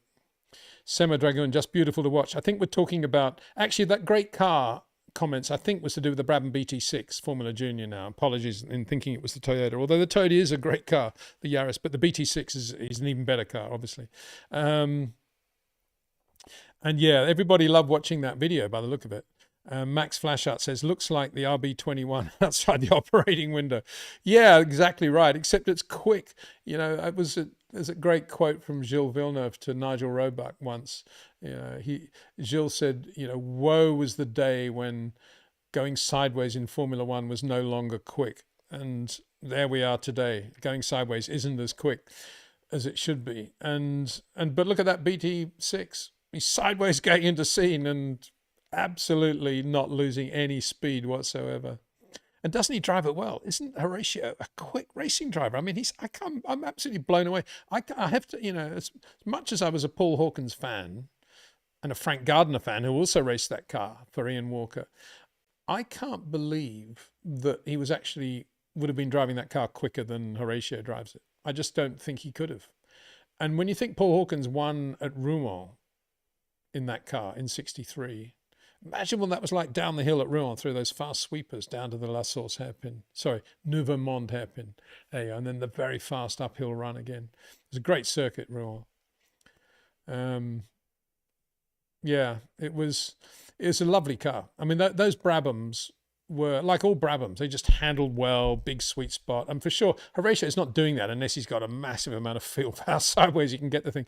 But you notice how he has understeer at some point. Then he just kills the understeer with oversteer. It's just great. He doesn't have a lot of power. It's just the car's on tiptoes because it's a lovely, light, delicate, beautifully balanced racing car. I say beautifully balanced, not in the sense that it was neutral, beautifully balanced in the sense that it was very easy with the big sort of pole you need, and when you're on the tightrope, it was very easy to keep the thing on the straight and narrow, even though it's going from side to side. Beautiful. Friction Circler says, Peter, Ross Brawn's regulatory hand saw the cars able to pass in 2022, but now we're back to the same issue that's confounded Formula One for the last 20 years. Unable to pass. What's changed? What design trick? Well, the reason they were kind of able to pass is that most of them had terrible porpoising and bouncing in 2022. And a car that didn't could easily overtake another. And the reason they're much more difficult now for passing is because in order to solve the problem of bouncing, they went to lots of vortex generators on the car, basically, to give it more aggressive downforce and get rid of the floating center of pressure. And that increased the drag, and therefore it's increased the outwash, and therefore they're more difficult to overtake. But they don't have much porpoising now. So the whole thing was based on a premise of, I've used that word twice now, but it's true. They have all these premises of what these cars are going to produce and why they're building them. And usually they fail. Or the premise is based on false data. In this case, it was a massive world fan survey that we've got to have more overtaking. And yet, had they just produced closer racing as distinct from more overtaking and not gone the route that they have with these ground effect cars, it would have been better for sure. More reliable. They'd gone back. They said, right, we're going back to V10s and we want the grid to be separated by no more than a second and a half, and they can all fight amongst themselves. Everyone would have loved it. But they didn't. Had to get a car that was easy to follow another car. Very complicated when you're trying to have a downforce car as well. As Peter Wright, who discovered the effectiveness of sliding skirts in the Imperial College wind tunnel in 1977, and then obviously brought them in 78, and then obviously in 70, and thereafter everybody copied them until they were banned, has always said the cheapest, easiest way to have overtaking in ground effect cars is to bring back sliding skirts. But Formula One will never do that because they think the skirts look a little bit old-fashioned and it's a step backwards in time, and maybe they damage the circuit a bit or whatever, or they don't want to see mechanics having to change skirts. It's a very old thing. So they never, so they don't open their minds, but for spurious reasons. And that's the problem. It's too much of a show. There's too many decisions made because of Wall Street. And the latest is, in my opinion, active aero. We don't need active aero.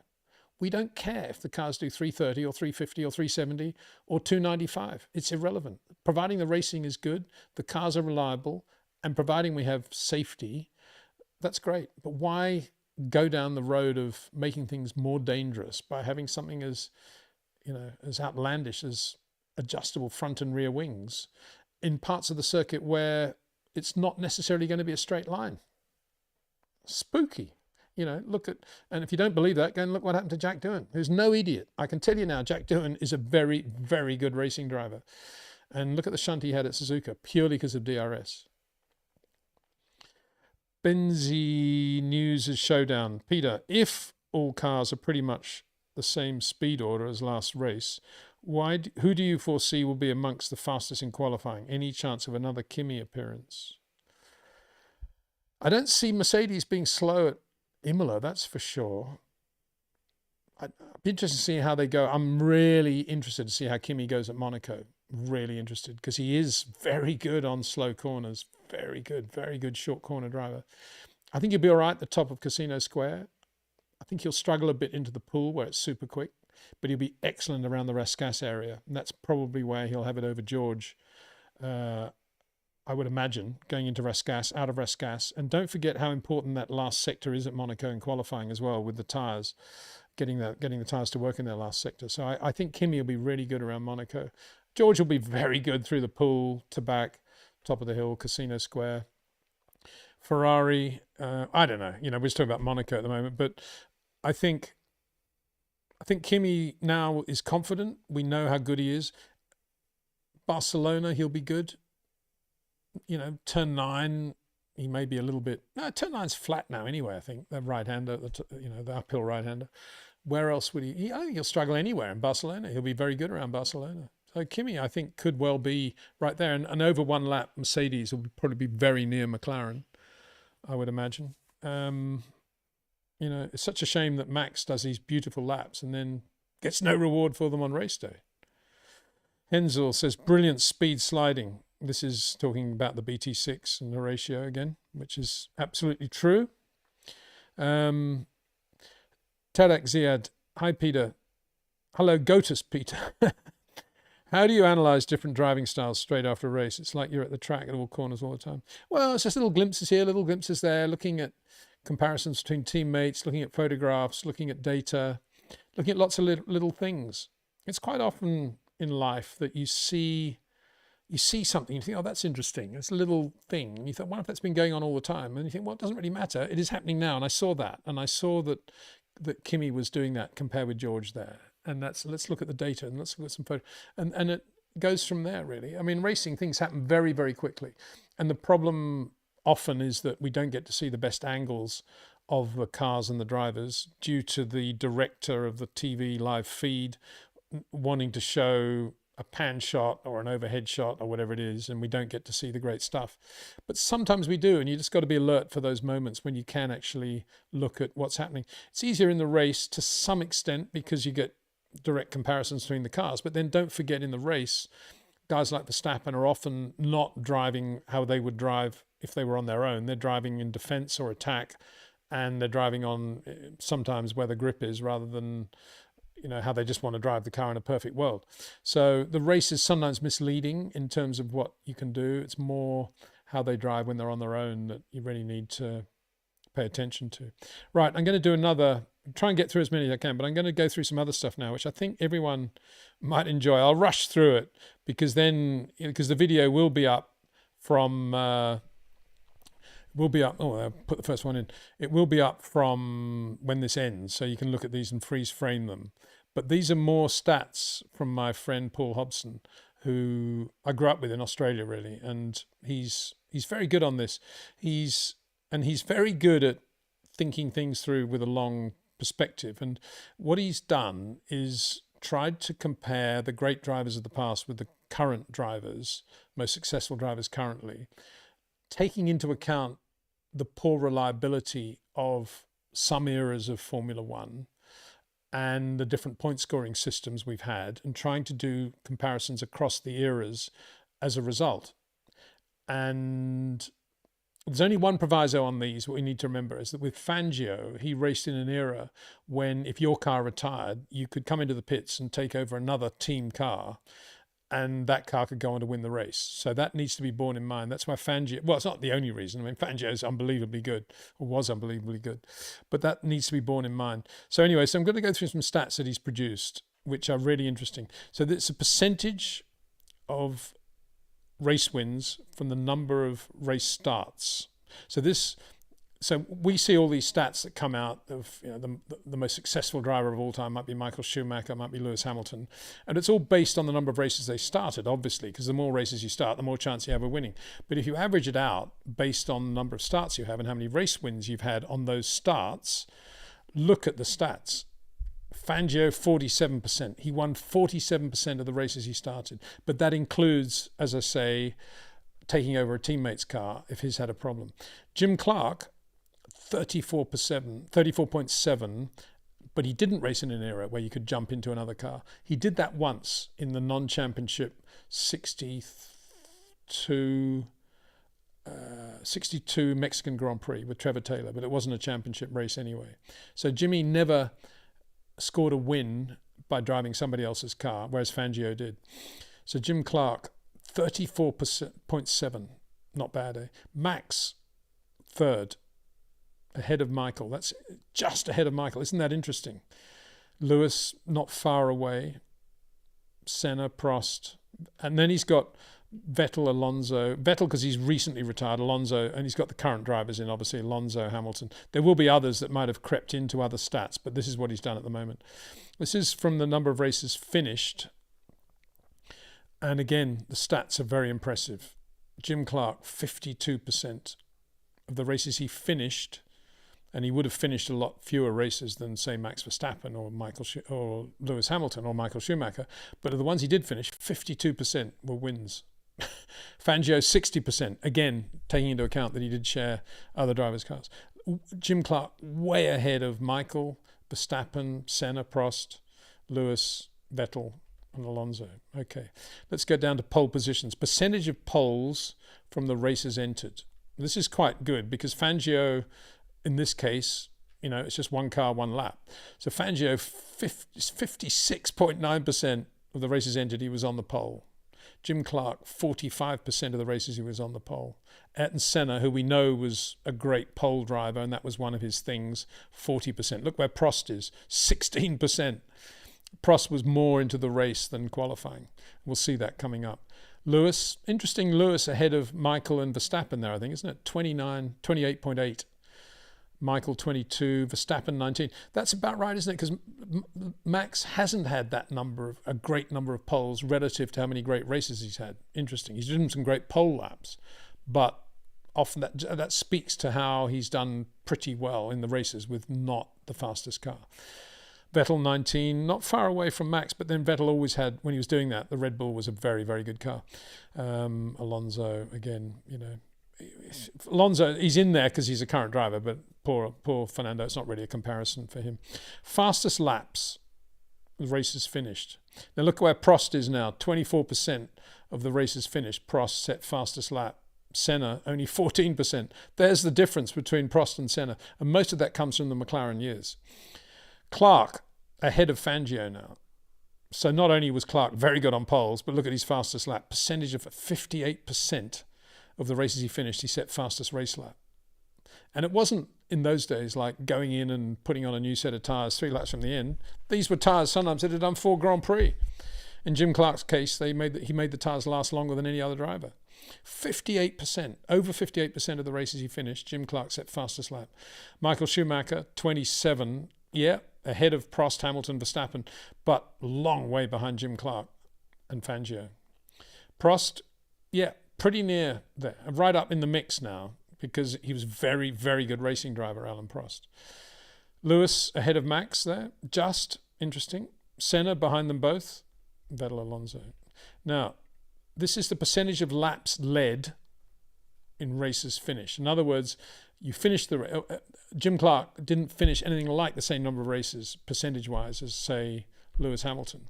But if we take that out of it and the races finished, how many laps, what the percentage of that race was the driver in front leading. Clark, almost 50% of the races he finished, he led 50%. He led almost 50% of the laps in the races he finished. And that puts him at the top of the table, ahead of Fangio, even though Fangio had the assistance of driving another car.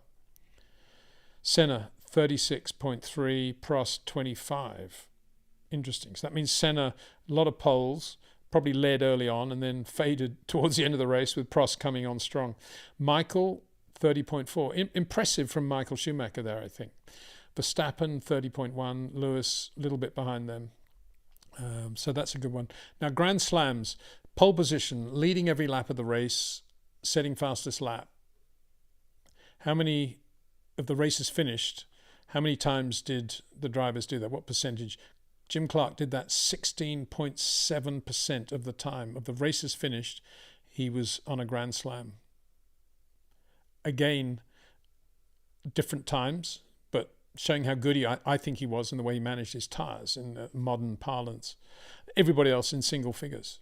Jim Clark way ahead of everybody there in terms of domination in an era when it was very competitive. The Ferraris were quick. They won championships in Jim Clark's era. So did BRM. So did Brabham. Amazing. Average points per finish. If we're using the 9-6-4-3-2-1 point scoring system, interesting to see how many points was the average point scoring per finish if you take mechanical failures out of it. And don't forget, racing was a lot less reliable in the 50s and 60s. So Fangio, if you take the mechanical out of it, Fangio very, very good in terms of scoring points per race. 7 points. So just over 7 points per race was his average. Jim Clark, just over 5 points, or nearly 6 points per race. In other words, basically first or second in the case of Fangio and Clark. And then we get down to Prost, very good finishing record. This is with the 9-6-4-3-2-1 point scoring system. Then Max did very well. Look at Max right up there, ahead of Lewis, ahead of Senna, ahead of Michael. So that says a lot, I think. And then if you convert that to the 25 for a win point scoring system, which was something obviously we've never applied to Fangio or Jim Clark, look at the points there. There, Max Verstappen just edges ahead of Alain Prost. So Max Verstappen, very good if you apply it to excluding mechanical failures, number of average points per finish. Fangio still on top with Jim Clark. So what does all that mean? I think it means Juan Manuel Fangio and Jim Clark were pretty good, doesn't it? Jim Clark without an E as well. Liberty, take note. So I hope you enjoyed that. Thank you very much to my friend Paul Hobson. You can look at all those in freeze frame thing, and I'm sure a lot of people say, oh yeah, but did you do this? Did you do that? But I think Paul's pretty diligent. He might have made a small mistake somewhere, but probably only because some of the results are a bit hazy when you go back in time. So there we go. Friction circler, Tarek Ziad. He's omnipotent, didn't you know? So long since I've been on the track of this. I'm not quite sure what that refers to, but anyway, I'm sure it's well meant. LGH Jotma. Hello, Peter. Hope all's well. Apart from Alex Palou and the junior category drivers, who would you think could be a good Formula One driver? Speed, technical feedback that is not talked about enough. Fred Vesti, Théo Pourchaire, to name but two. I think, there are so many. There's so many, and it depends on the opportunity. I mean, I don't think Jack Doohan's spoken about enough, to be honest, or had the right opportunity, and that's another problem. And I don't know. We keep seeing these third drivers being given runs in FP1. It doesn't mean anything. You know, what they need is proper testing, and it all comes down to what I've said in other videos, other live streams. We need another B Division World Championship below this one, in which they run last year's Formula One cars with last year's Formula One engines, where possible. Obviously, when there's a change in regulation, then obviously you have to phase that through. And they go to circuits and they run on circuits in their own championship, which want to be on the Formula One calendar, but aren't, in countries that want to be in the championship, but aren't. Countries like a lot of the South American countries, South Africa, India, maybe another circuit in China, Vietnam, maybe New Zealand somewhere, lots of countries where you could they'd love to be in Formula One, but haven't yet. But it'd be a good way of having that second tier championship grow. And that's what we should be doing. And we'd have much better feedback on all of these guys. And I think Felipe Drugovich isn't spoken about enough. I think he's very good. I mean, I hate to think how rusty he is now through not having been able to race, but, you know, he's another one that's very, very good. What's wrong, Dexter? What's going on? Just bark then. Might have to let him out. 1 second. Wait, don't go away. Don't go away.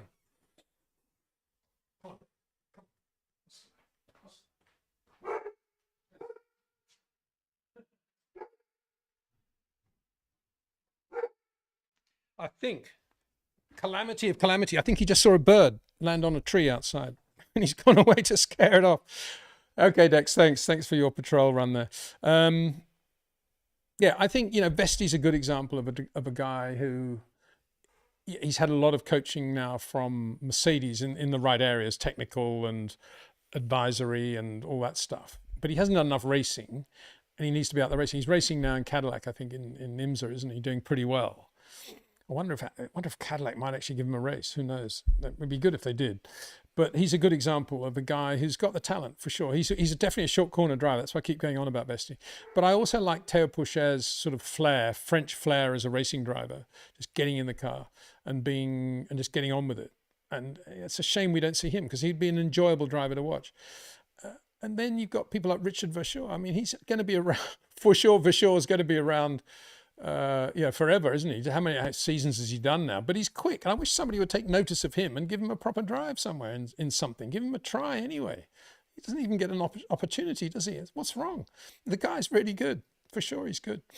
I don't know. There's so many young guys out there that I don't want to mention too many because then the ones I don't mention don't get a chance. But in the past, I've always mentioned Ayrton Simmons as a driver I think had a lot of potential, still has. He's coaching now, doing a very good job with the teams, Formula 3, I think, but he shouldn't be doing that. He should be out there racing, certainly WEC, and so it goes on. Yeah, I've got plenty of young guys that I know who are racing in touring cars and British GT. Matt Cowley is another driver that I've had a lot of time for ever since he took the trouble to go to America and win the Formula Ford Championship in the States. Then he came back, no money at all, always trying to make it, doing British GT, doing well, waiting for the break to come. Hope it comes for him soon. Very talented driver. I think the Mainies are very good. Cush and Arjun, very good drivers. We're never going to see them in Formula One, I'm sure, but it goes on. It's annoying, actually. It frustrates me when I even go down that path to think of all these great drivers that we're never going to see. Westerly Storm 99. Hey, Peter from sunny Northern Ireland. How's my Irish accent? Terrible. I believe the Formula One YouTube channel's Ghost Drive at Miami shows exactly your comments between Max and Lando, and particularly Max's late braking skills. Yeah. Well, I haven't seen them, but Lando does tend to brake more in a straight line, and Max will try to extend the straight, and then he'll brake down to his rotation point. Completely different sort of braking scenario to Lando, and very difficult therefore just to say this is when Max brakes and this is when Lando brakes, because brakes for what? A rotation point or a geometrical apex that they're trying to hit? What is it? And that's why all that late braking stuff is, I think if we all just assume they're all really late brakers, we're okay, because they are. You're never going to, Liam Lawson's a late braker, but he's never really going to outbrake Yuki Tsunoda. I believe it. Yuki's just as late if he needs to be. And so that's not where the time is. And so it's logical that you would then think, and I hope Lando's thinking this way, I'm never going to outbrake Oscar Piastri. I've got to start learning how to brake into a rotation point rather than as I am. That's possibly an advantage I can get with Oscar. But I don't think he's doing that. And I'm surprised surprised with Lewis that the penny hasn't dropped, that he needs to go back to doing what he used to do there. If you look at him and the way he looked just like Carlos Sainz, didn't he? When he was driving in front of Carlos, they were doing the same thing. Wow, Doohan actually beat Gasly in 50% of their qualifying hot laps. Shame the record books only show results without context, like yellow flags. 6 races aren't enough to normalise the luck factor of Formula One. Very good point. I mean, I didn't know that stat, but thank you very much indeed, Justice, for pointing that out. And I've known Jack Doohan, watched Jack Doohan since Formula 4, and he is very good. There's no doubt this guy is potentially extremely good. But it's so difficult, isn't it? So annoying. I mean, the only thing I would say is that if you go to Alpine as a reserve driver and then you get your race drive, the chances are something's going to go wrong. It's a bit not flaky. They wouldn't like me saying that, but it is a bit flaky, that whole thing. I mean, if he'd been an adopted Merc or McLaren driver from day one with a real chance of getting into a Formula One car, I think he'd be more confident and better driver than he is now. But he's done well, considering how difficult it is at Alpine. I think he's done really well.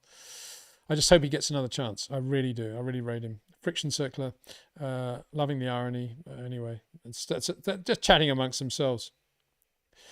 Arnab Das, so surprised a driver like Dan Gurney never won the World Championship. Yeah, when you think that Denny Hulme won it in '67 in the Brabham, nothing against Denny, but he wasn't any better than Dan Gurney, that's for sure. And Dan never really had the chance, even though he did drive for Brabham and he won Brabham's first Grand Prix in French Grand Prix, '64. And then he won in Mexico the same year. And he was very good. He won Porsche's one and only Grand Prix, Rouen '62. And then, of course, he won not only the Belgian Grand Prix in '67 with his own Eagle Westlake, but he also won the Race of Champions that year. So he was right on it.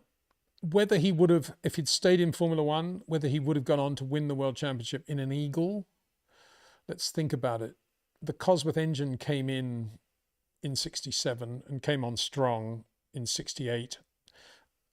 I think Dan with the Eagle Westlake would have been struggling with the weight and the fuel, the V12 engine, as beautiful as it was. And so that would have been a struggle. But he did come back and he drove McLaren Cosworths and did a very good job just as a stand-in driver, particularly when Bruce sadly lost his life. Dan was very good. Yeah, he was the rival that Jim Clark feared the most, and they were good friends as well. It was Dan who introduced Jim Clark to the concept of going to Indianapolis back in 1960, back end of '61, going into '62, and then Colin loved the idea as well. And they took a Lotus 25 Formula One car from the US Grand Prix straight to Indianapolis, and Jimmy did a few laps in the Formula One car with Dan there. And said, yeah, this is going to work. And then the whole Lotus to Indy program was born. And that's why Dan drove the second factory Lotus in '63 at Indy. Yeah, he was great. And the reason he stopped Formula One was because a lot of his backing at that time was coming from Goodyear. And Goodyear, having won the Belgian Grand Prix in '67, they wanted Dan to go back and be really big, even bigger in Indy, and to win the Indy 500. And so he went back and focused on that. And he did win the Indy 500 with Bobby Unser, and he finished second himself as a driver. And of course, he won lots of NASCAR races, particularly at Riverside, 5 NASCAR races at Riverside, I think. And he won Le Mans in '67 with Ford, did a lot of the development work with Shelby on the Ford GT, particularly the Mark IV, but also the Mark II as well. Just a great, all-round great driver, great person. Then later life, you know, all the stuff he did with the Toyota, the Eagle factory and the 5000 car.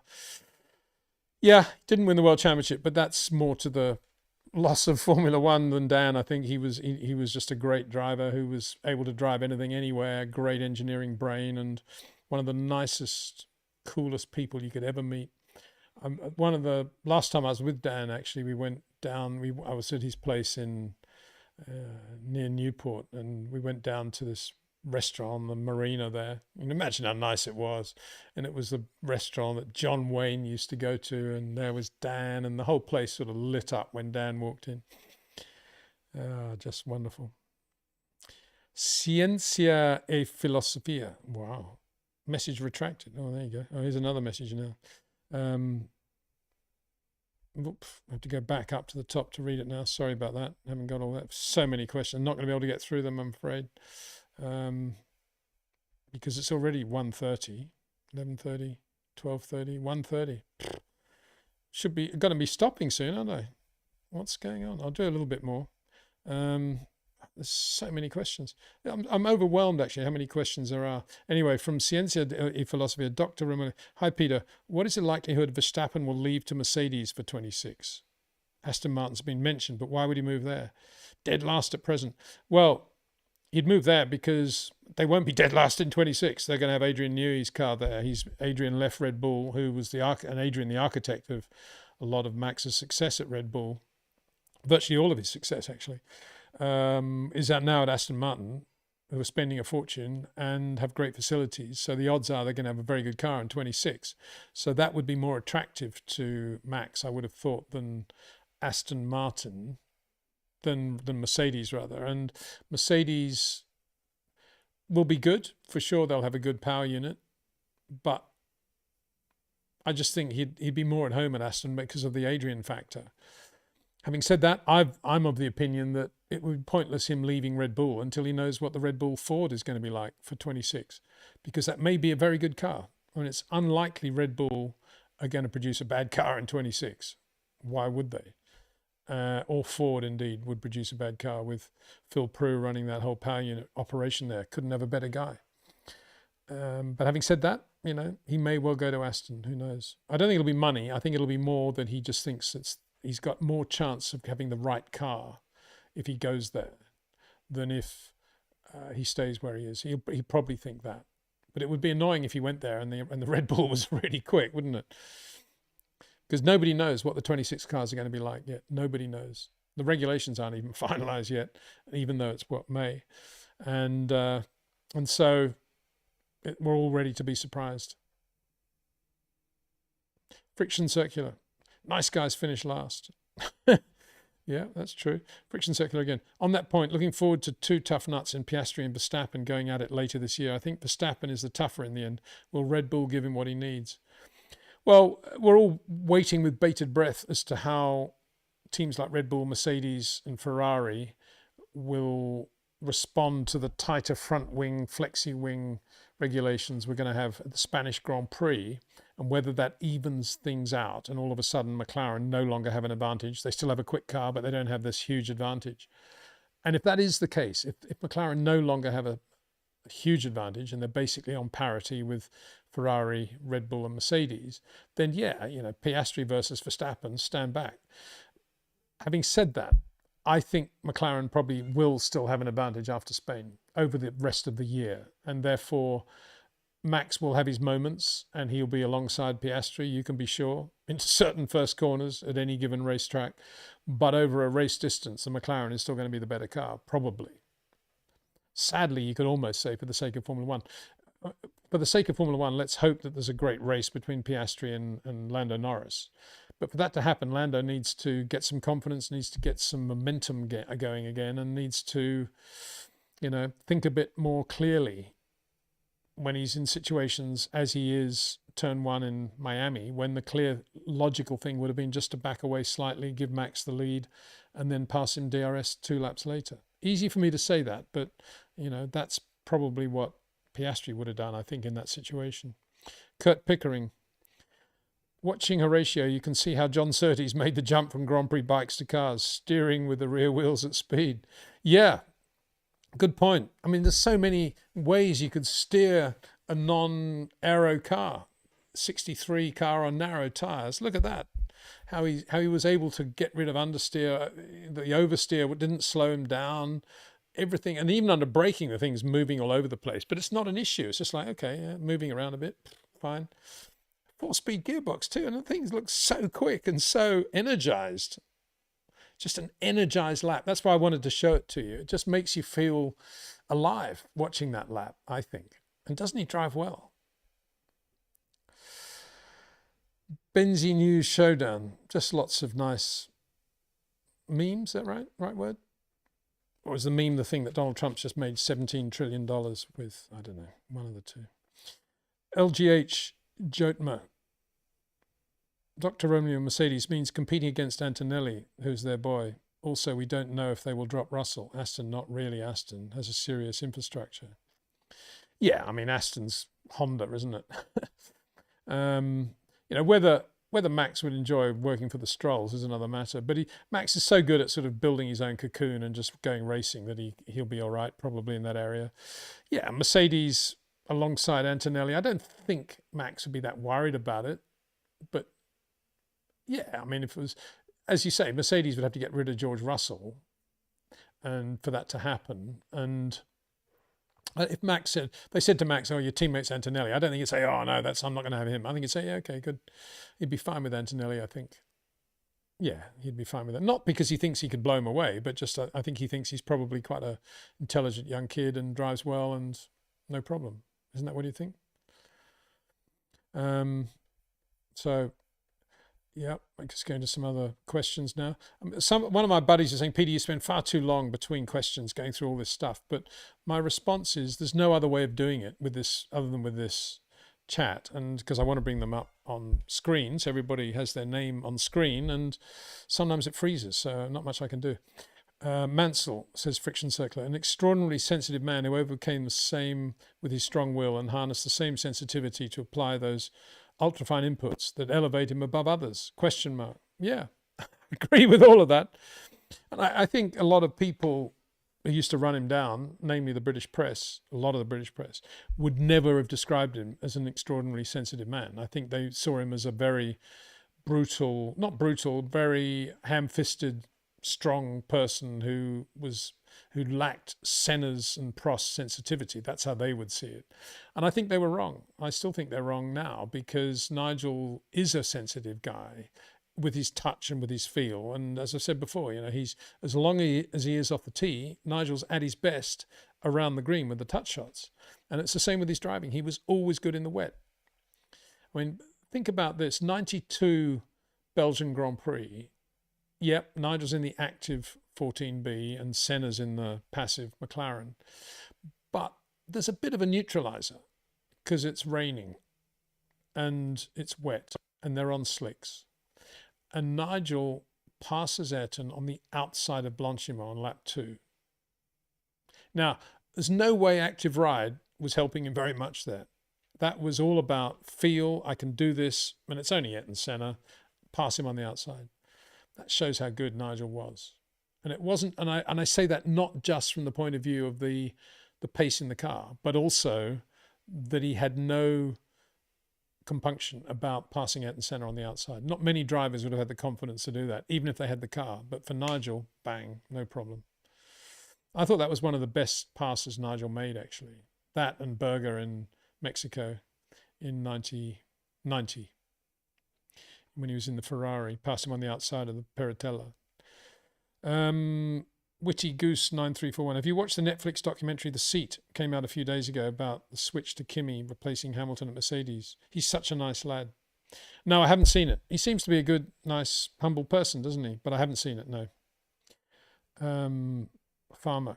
Crofty out, Alex Brundle in. Quite sure what all that means. Probably talking about Sky commentary. No idea. I never watched Sky, so I can't even talk about it. Sorry.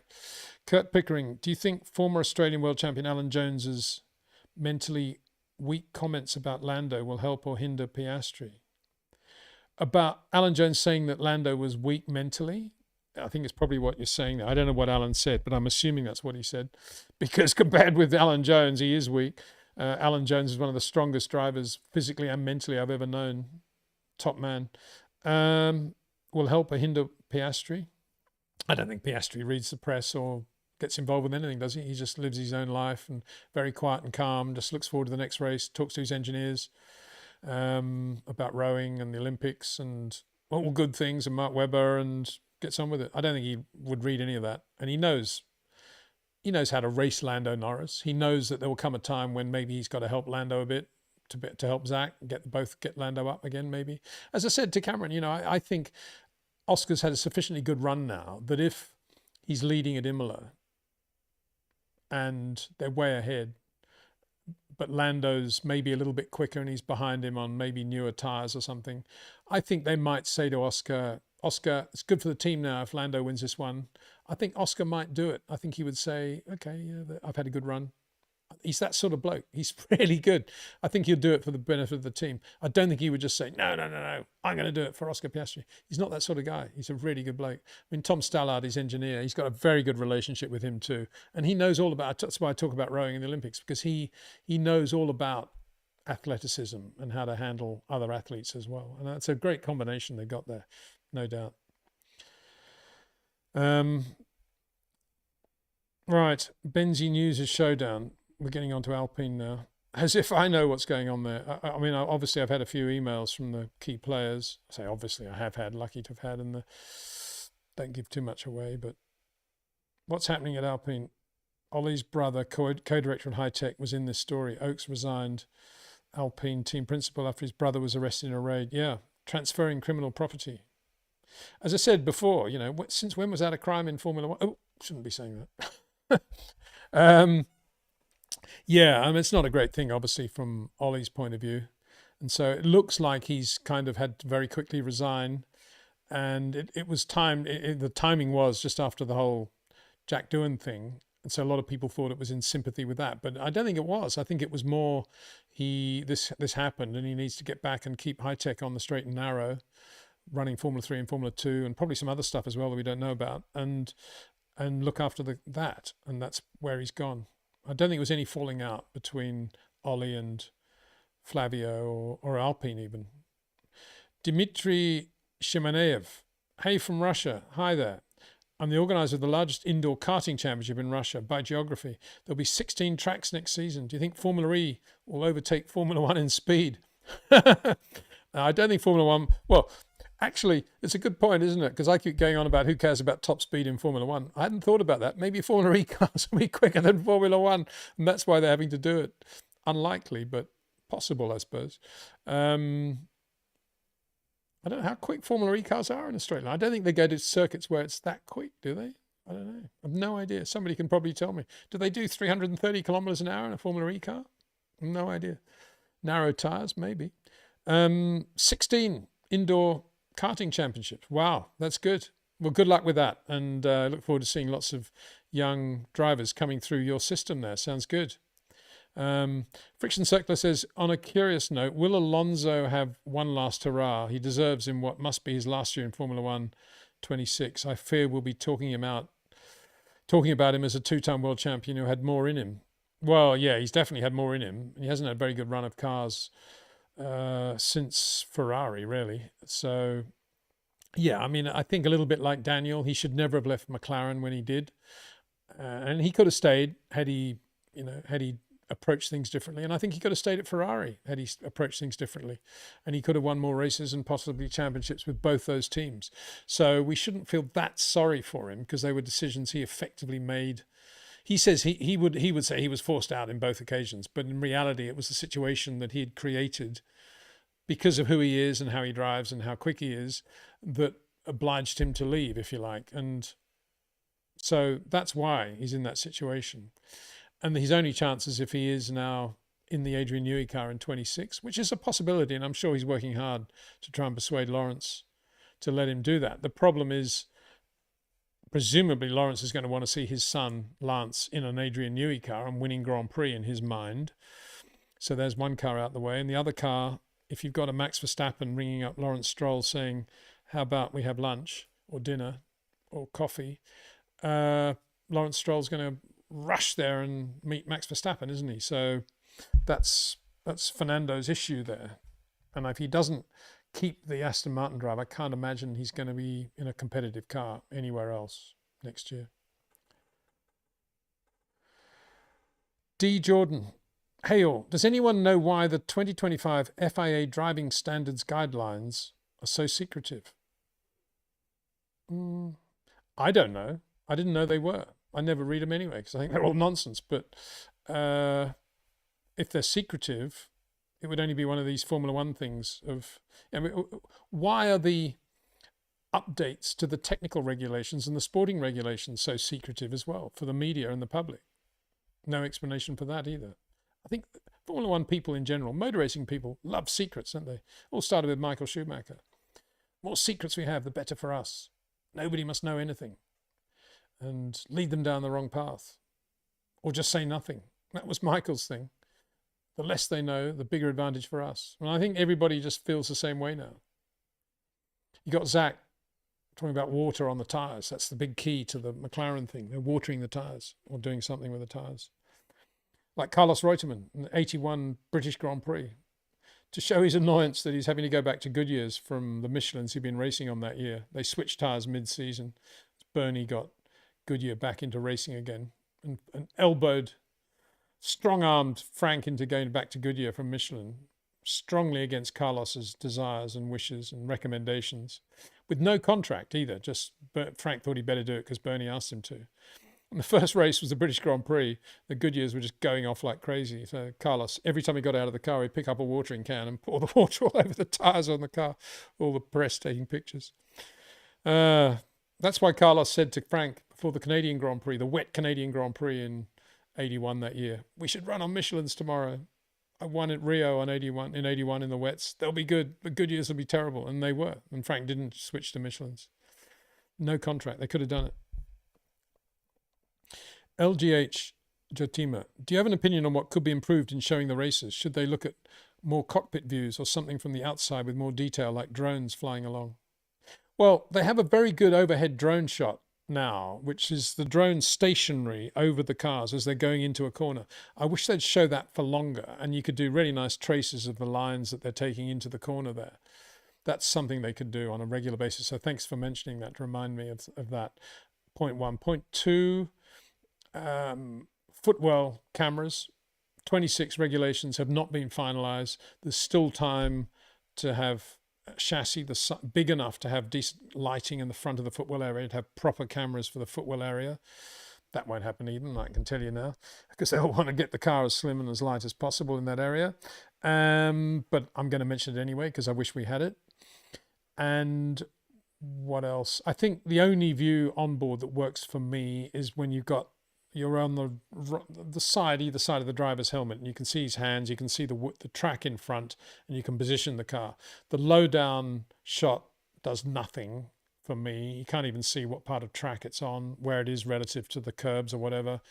And that's just there just to show it's fast, because that's how Hollywood like to show it.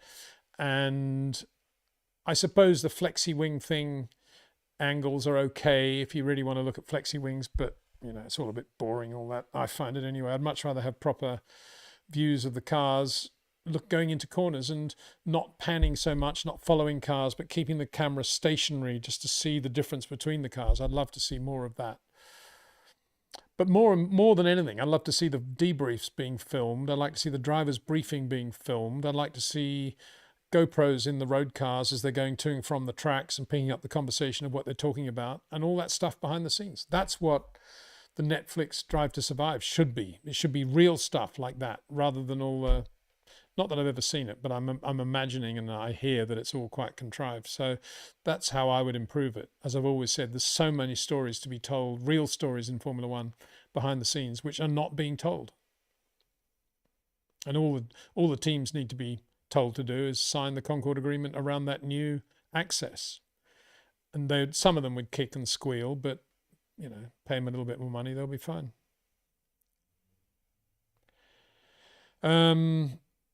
So I think Friction Circular's answering D. Jordan here about the secrecy of the drivers' things. If you don't know the rules, you can't question them and show them in a public light. Well, there you go. Probably absolutely the reason. Electrica A. Hi, Peter. I've learned so much from your podcast. Thank you very much. Well, thank you. That's very kind. Glad you have. And I learned from you guys as well, all the questions you raise. I'm thinking, wow, that's an interesting question.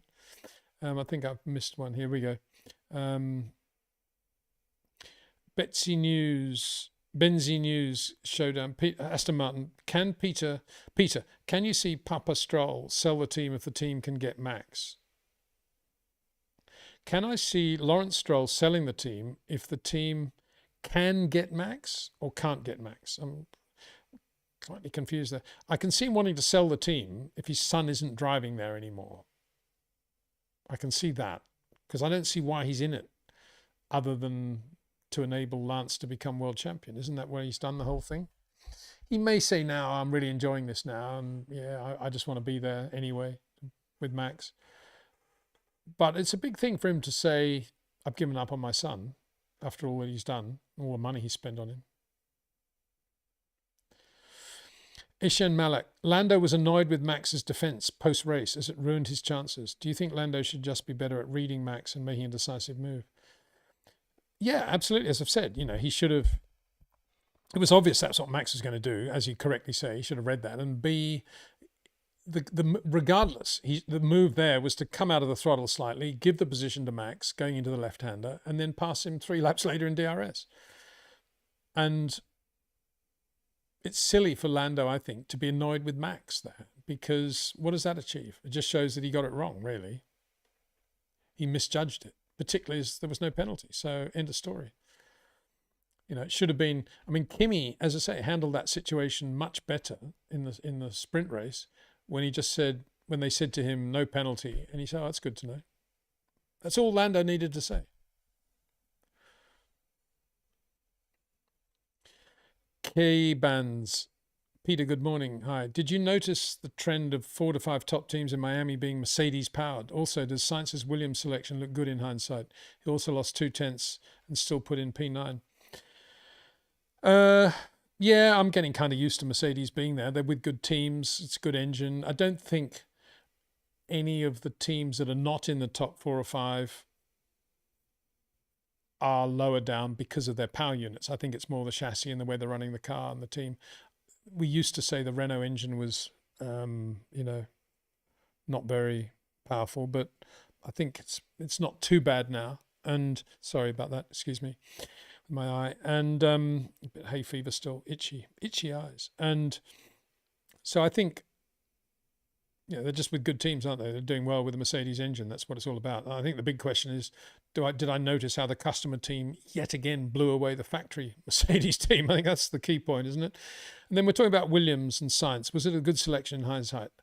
Personally, I still think no, because I think had he gone to Sauber, he would end up in 26 being number 1 driver at Audi with Nico Hülkenberg alongside him, with Jonathan Wheatley running the team very well. And I think the car will be all right, but I think long term for Carlos, it's much better for him to be with Audi down the road, with Jonathan Wheatley kicking things along in a very aggressive way to the point where they probably will do quite well, rather than to be at Williams where, on a really good day, he's going to beat Alex Albon. On a bad day, he's going to be a little bit behind him. He's going to be top 10, score the odd point. But to what avail? In terms of where he's going in his career, where does that take Carlos Sainz? I don't think he's going to get a drive at Mercedes. I don't think he's going to get a drive at McLaren again. I don't think he's going to go to Red Bull again. And he may go back to Ferrari. That's the only real option. But if he's not going to go back to Ferrari, he might as well be number 1 at Audi than to be a sort of journeyman driver in a Williams. That's why. I mean, there's no doubt, and everybody knew the Williams would be a better car this year than the Sauber is. Having said that, Bortoleto and Nico have had their moments already, haven't they? They're looking a little bit better than Sauber ever looked last year, with Jonathan Wheatley running the team now. And Wheatley's that good. So I think in retrospect, he still made the wrong decision, is my opinion. Anyway, we've actually come to a point where the chat box has managed to blow up again, and I'm at well past 2 hours here. So I'm going to have to say adieu at this point because I've got other things I need to get on with. I know I'm very conscious that there are a lot of people that I didn't get to talk to and receive questions from. And my apologies to you because it's not good, but I'll try and do another live stream before Imola, that's for sure. And I'll try and do some other interesting stuff as well for the next one. But thank you very much again for being a part of this. Without you, we wouldn't have a show, as I say. So it's a brilliant thing that we can do this. And big thanks to my partners, to TrackNinja, to Jetcraft, to OEM Exclusive, and to REC Watches for their support, without whom, again, we wouldn't be able to have shows like this. So thanks for watching, and we'll be back again very soon, and take care.